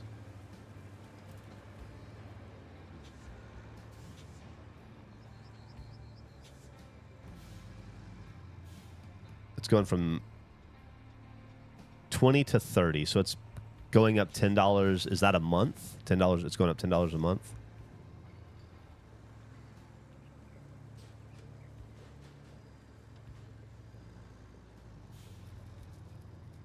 I don't want to. I can see why that would be very frustrating to gamers. However, maybe I'm atypical, but I just spend so much time in Xbox playing games, and I spend so much time in Game Pass, and I don't know. I feel like I take advantage of Microsoft every time I use Game Pass because I'm hitting it hard. I am definitely the exception, though, because I'm a gaming content creator. So, I am not just the average Joe in that regard. It's not me, it's the game being no free space. Man, I don't fucking know. Maybe Toad gonna have more luck. Toad just bringing one in. Just dragging one from somewhere else. Thank you so much, Pop Unknown. It's only good if you want day one games. Go for premium until you have to pay extra for a month if a game comes out. I'm going to do it. It's going to be... No, I get it. Yeah, it sucks. It goes from $240 a year to $360 a year. Certainly ain't nothing. No, any price increase is going to be difficult to stomach in 2025 when money is stretched thinner than ever and inflation is where it's at. For sure. It's why I just got rid of ESPN Plus or whatever the fuck it's called. I canceled that. We canceled our Hulu Live TV, canceled my Disney Plus, got rid of Criterion Collection. I'm trying to eliminate stuff that isn't worth it to me. But I guess until the price increase is greater, as annoying as a price increase is, I think on a personal level, I think I still get enough value out of Game Pass to keep paying for it. We'll see if it continues to climb in price. What makes me what I'm more interested in is why they do it, because I think they have to know, this is all analytics and looking at actuary tables and trying to figure this out. They know that there's going to be a completely, what's the word I'm looking for? Justified annoyance and with the Game Pass audience for the price increase and for what feels like, I think, a reduction in service while paying more. For sure. So they knew that was going to be the backlash, and they knew they were going to take it on the chin, which I think so. The overall thing that scares me is they knew that was going to happen, and they decided that it was worth it. And I don't think they decided it was worth it for the increased revenue from Game Pass, because I think they know a lot of people are going to fuck off, right? Like a whole lot of people are going to fuck off. So I wonder if they had to do it, like it was a decision they didn't want to make, but they didn't have a choice. I guess overall, it just makes me worry about the future of Xbox and Game Pass in general. You know, if they're having to make financial decisions that they know are going to be incredibly unpopular to an incredibly loyal base, like I would say that the Game Pass audience is pretty fucking loyal to Xbox and in general, and so and the most loyal of, like, the absolute most loyal of the Xbox fans, probably, right, are the people that choose to pay monthly for the service.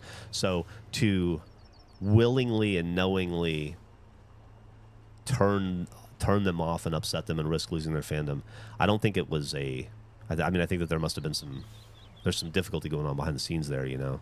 And I hope it doesn't mean that Game Pass as a service is going to go away at some point in general, or that the Xbox could, you know, not be in the healthiest place, which I think we all know it's not. So I guess I'm just more concerned about, like, what this means a year from now. See you, Fury. Have a great day. Thank you so much for your help.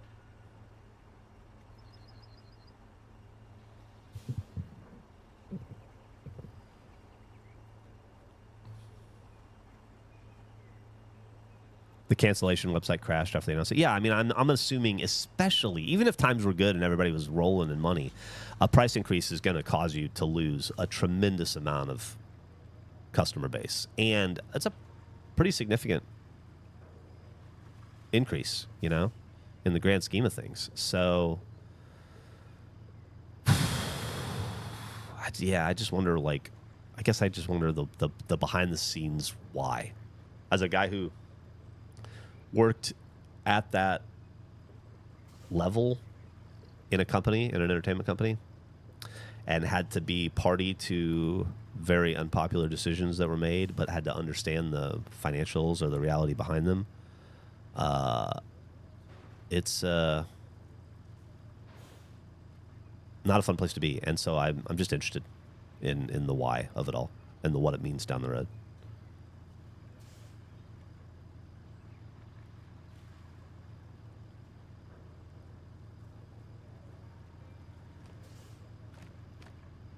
More Xbox machines that play Xbox games now with PC and mobile might push people to buy games. Yeah, I don't know. I think that there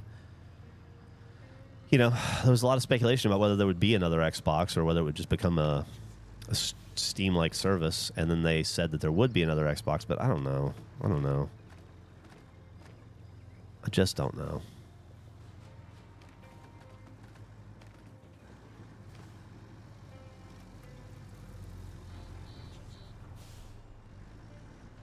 Like you say, padding dim shareholder pockets, and I assume that there is some element of that, but I think that probably it's a sign of something more dangerous behind the scenes, which is, the health of the gaming side of that company declining.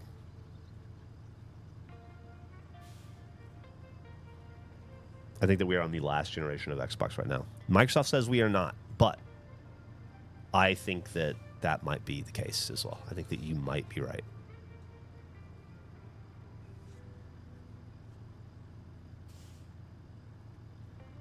Yeah. Yeah, I just don't want to see the end of the Xbox in my life. I mean, it wouldn't be the end of the world. Whatever. I was a big Sega guy, and I lived with the end of fucking Dreamcast and Sega dying.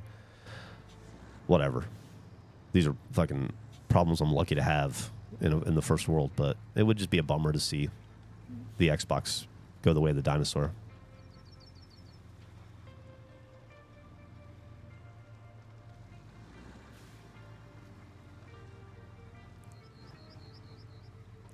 It's also a shame just because I think the Game Pass was the best value in gaming, honestly, and now it clearly no longer is.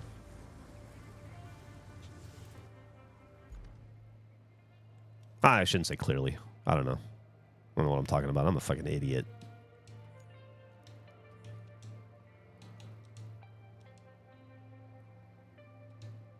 That's the one I'm looking for.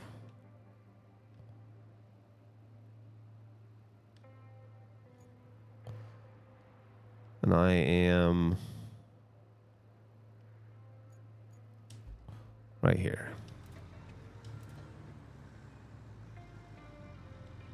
513 games on PC Game Pass last week. Just because the company closes doesn't mean it's a failure. That's true. Depends on how you want to look at it, I guess. Yeah. No, you're definitely right.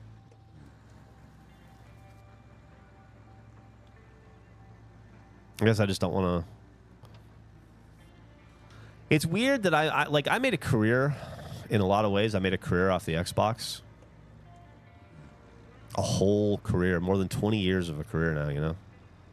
It would just be weird that the platform that is largely responsible for my career goes away.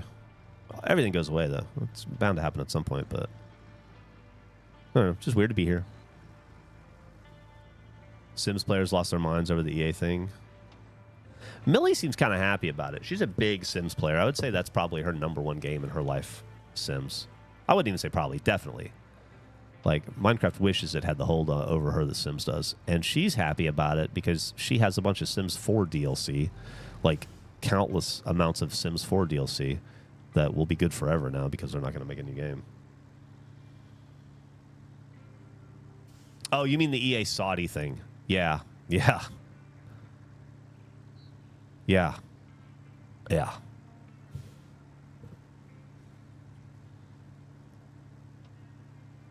Can anyone be too surprised at this step, though? Look at what Sony brought Gaikai. The industry was heading this way when we compare to video streaming services. Then, of course, yeah.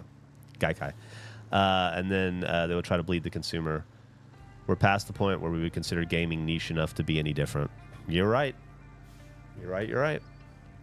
I don't know. This is definitely not the way to go.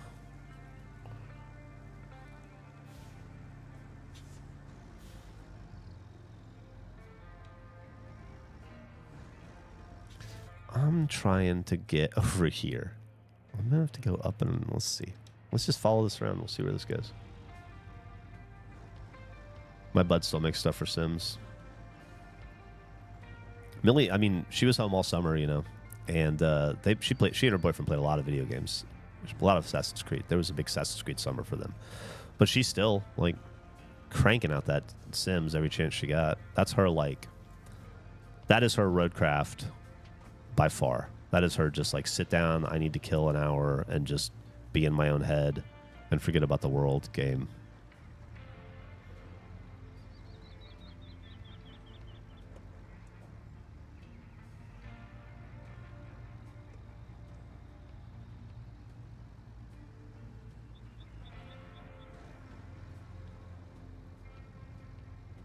Did that Saudi Arabia comedy thing already happen? It did.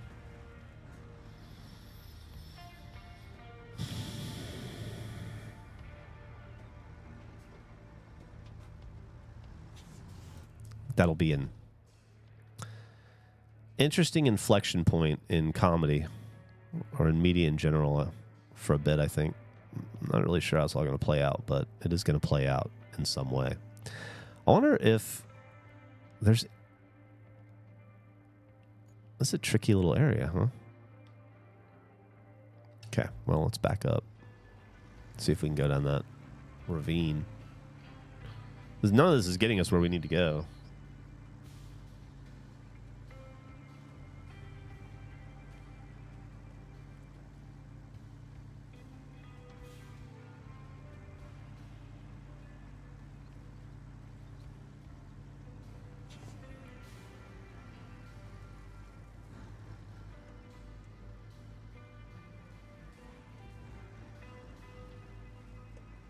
Oh, wait. No, good. Dave Chappelle saying there's more free speech in Saudi Arabia when they gave him a list of banned topics is fucking wild. Yeah, I get the point he was trying to make, but making it there, I think, completely and totally ruined it.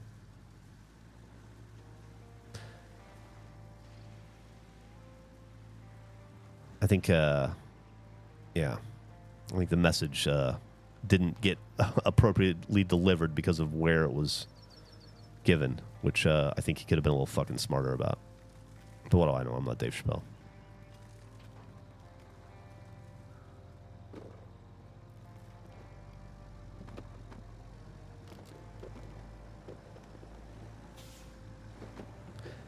Uh-oh.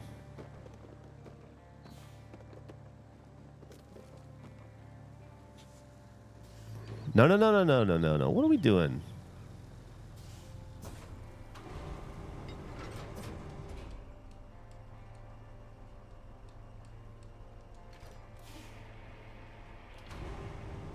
Get out of the way.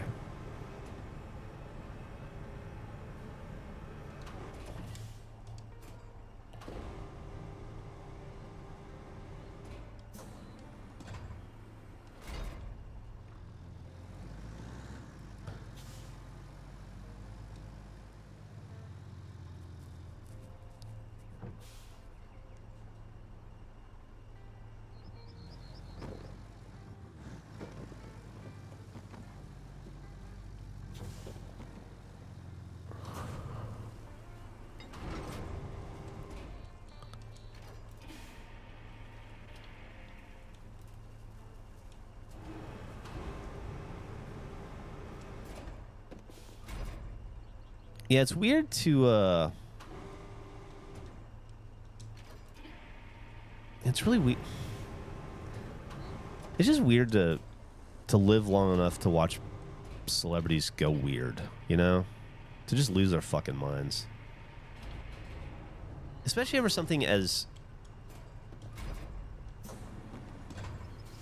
harmless as trans people. Like, you ever met a trans person in your life? They're the nicest people on earth.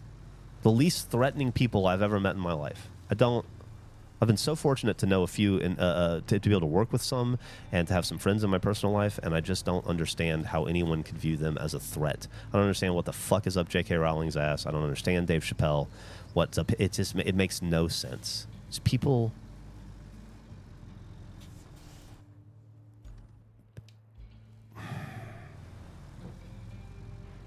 I don't know. It's aggressive ignorance bugs the shit out of me, I guess. This seems to be a dead end, huh?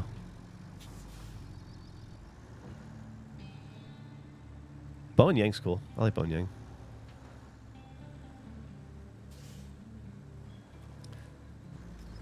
There's really a big difference between free speech, which we all had until very recently in this country, and the public enforced consequences of what you say, which is what we have experienced up until now. 100%. You have free speech. You know, your speech is free. You're not free from the consequences of your speech, right? But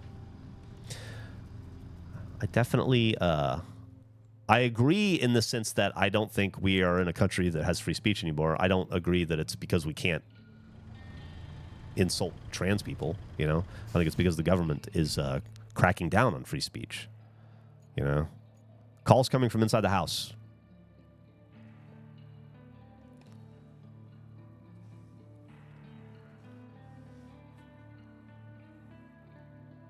So a good bit of it is people want to see their thoughts and actions reflected by the general population to affirm they're doing the right thing. So if they see people doing stuff they wouldn't do, it fucks their sense of identity. Yeah.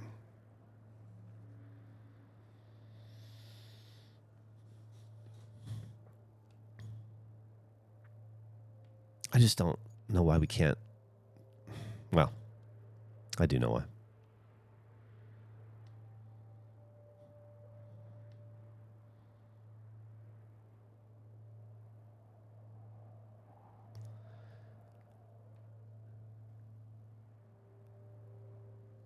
People got to have someone to hate. They've got to have someone to vilify. They've got to have someone to point a finger at, to levy blame. They've got to have someone to focus their misery or their discontent at, so they don't have to look in the mirror and focus it on themselves, where they can do something about it. You know what I mean? It's so small-minded and ignorant and fear-based and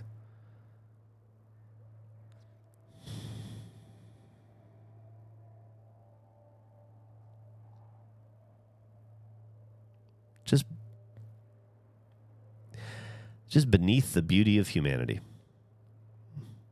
We are better than that. People are better than that. I don't understand why they refuse to be right now.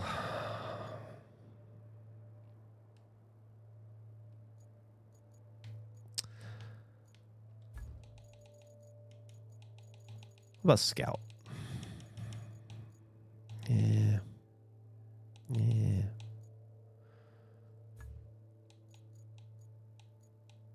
You.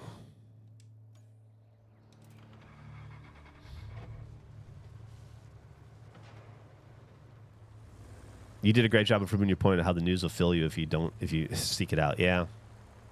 You can't get away from it. Because only some people are better than that. Yeah. Is this me or is the game just chatting? Yeah. It is. But we're just chatting.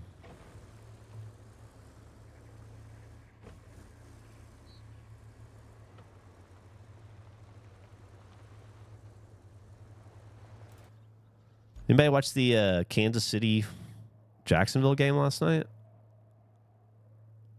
I'm not sure what I'm supposed to take away from that game other than I guess it's over for... Is the Kansas City dynasty officially done? Is it too early at 2-3 to call them done?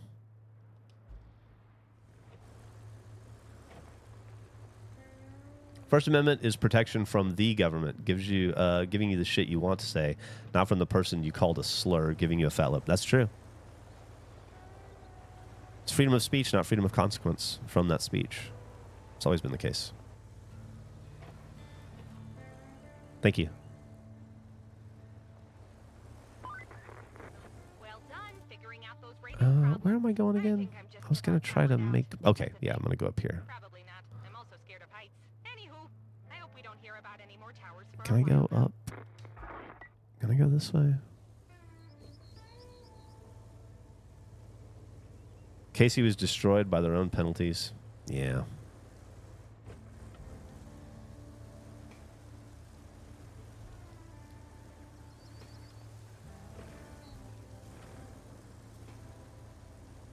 Yeah, the Trevor Lawrence nose pick was pretty iconic.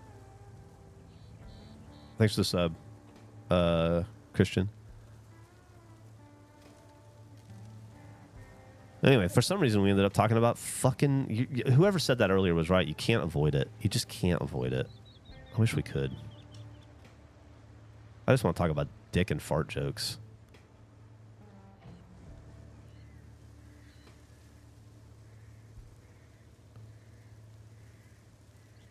I am doing well, thank you. I'm going to... let's see. Terrain scanner? I'm going to see where this leads me. And then I'm probably going to take off here in a little bit, about 10 o'clock or so. And figure out So All Right.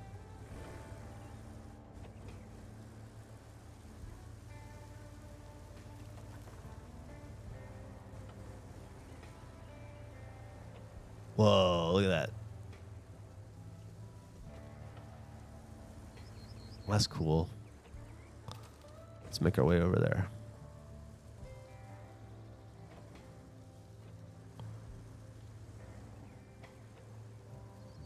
Wonder who built this cabin.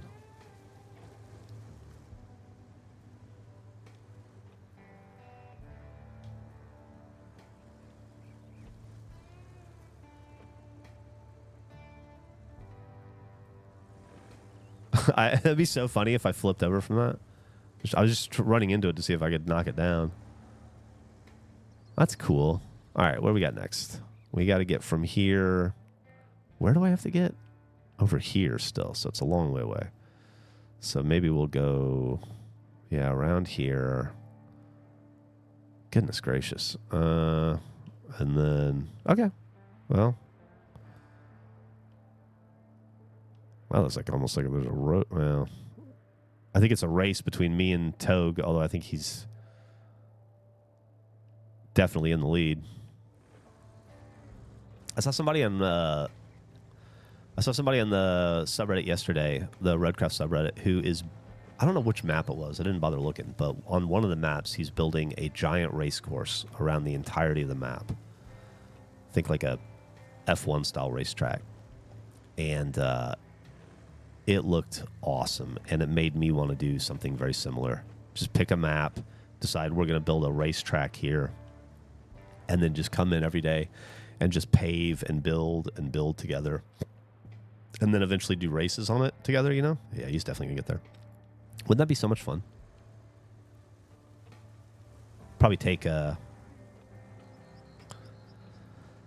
couple 100,000 dump trucks full of dirt, but we could do it. Probably be worth it. Uh-oh. And I think a ton of fun. I can see Togue out there in the distance. Godspeed, Togue. Listen to the most recent episode of Regulation. Had a question. I have access to DMLS metal 3D printer and was going to print a key for Goof City. Talk to Andrew. Talk to Andrew if you're interested in doing that. That sounds really cool, and thank you for offering. But I know that's a Andrew specific thing, so you might want to hit him up. Because I know he's got like an idea of what he's interested in doing there. So, and he likes to keep some of that stuff to himself, so it's a surprise from us as well.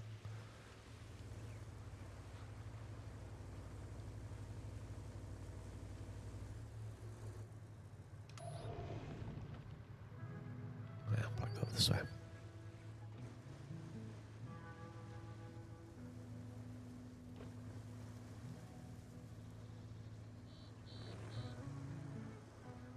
I built a loop track around this map. Took me about a week, but I used it to get the 5K achievement. Oh, that's cool.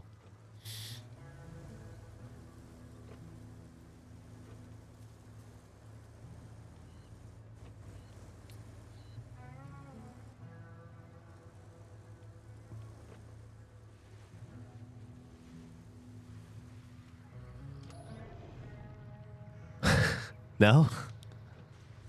Maybe not. Maybe over here. Maybe in a bigger car.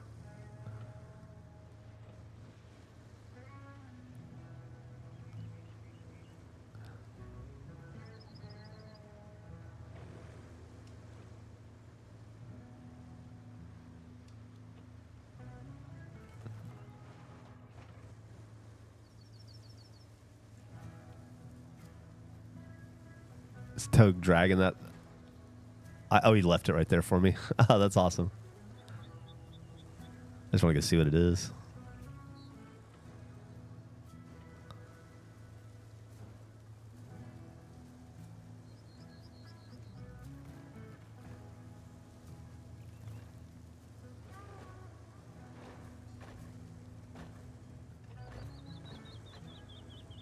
Toad, come back. I got myself stuck. I drove on top of it, fucking around, and got myself stuck. Come back and rescue me. Never mind, I got it. Just kidding.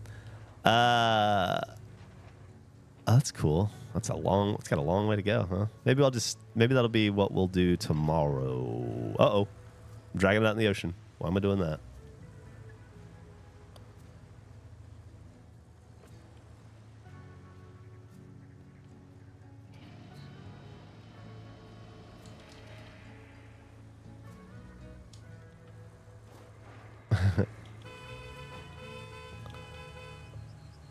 It's the whole gang.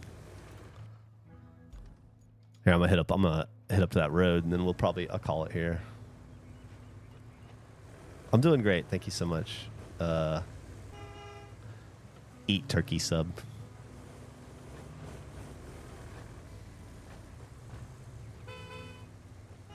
Just gonna go park up on the main road here, and then we'll wrap it up. Thank you for hanging out with me for another 2 hours today. As always, I appreciate it. Don't know what I would do without you to share my morning coffee with. It's become a routine I absolutely love to participate in. I will be back tomorrow morning at 8 a.m. for some more Roadcraft. We'll turn this thing in, and maybe Togue and Brief Relief and anyone else that wants to play, we'll have some more adventures. Hope everybody has a great fucking day. Try not to spiral thinking about politics and the world right now. It's easy to do. Just try to have a fun, carefree, positive day. I love you all, and I'll see you later. Bye-bye.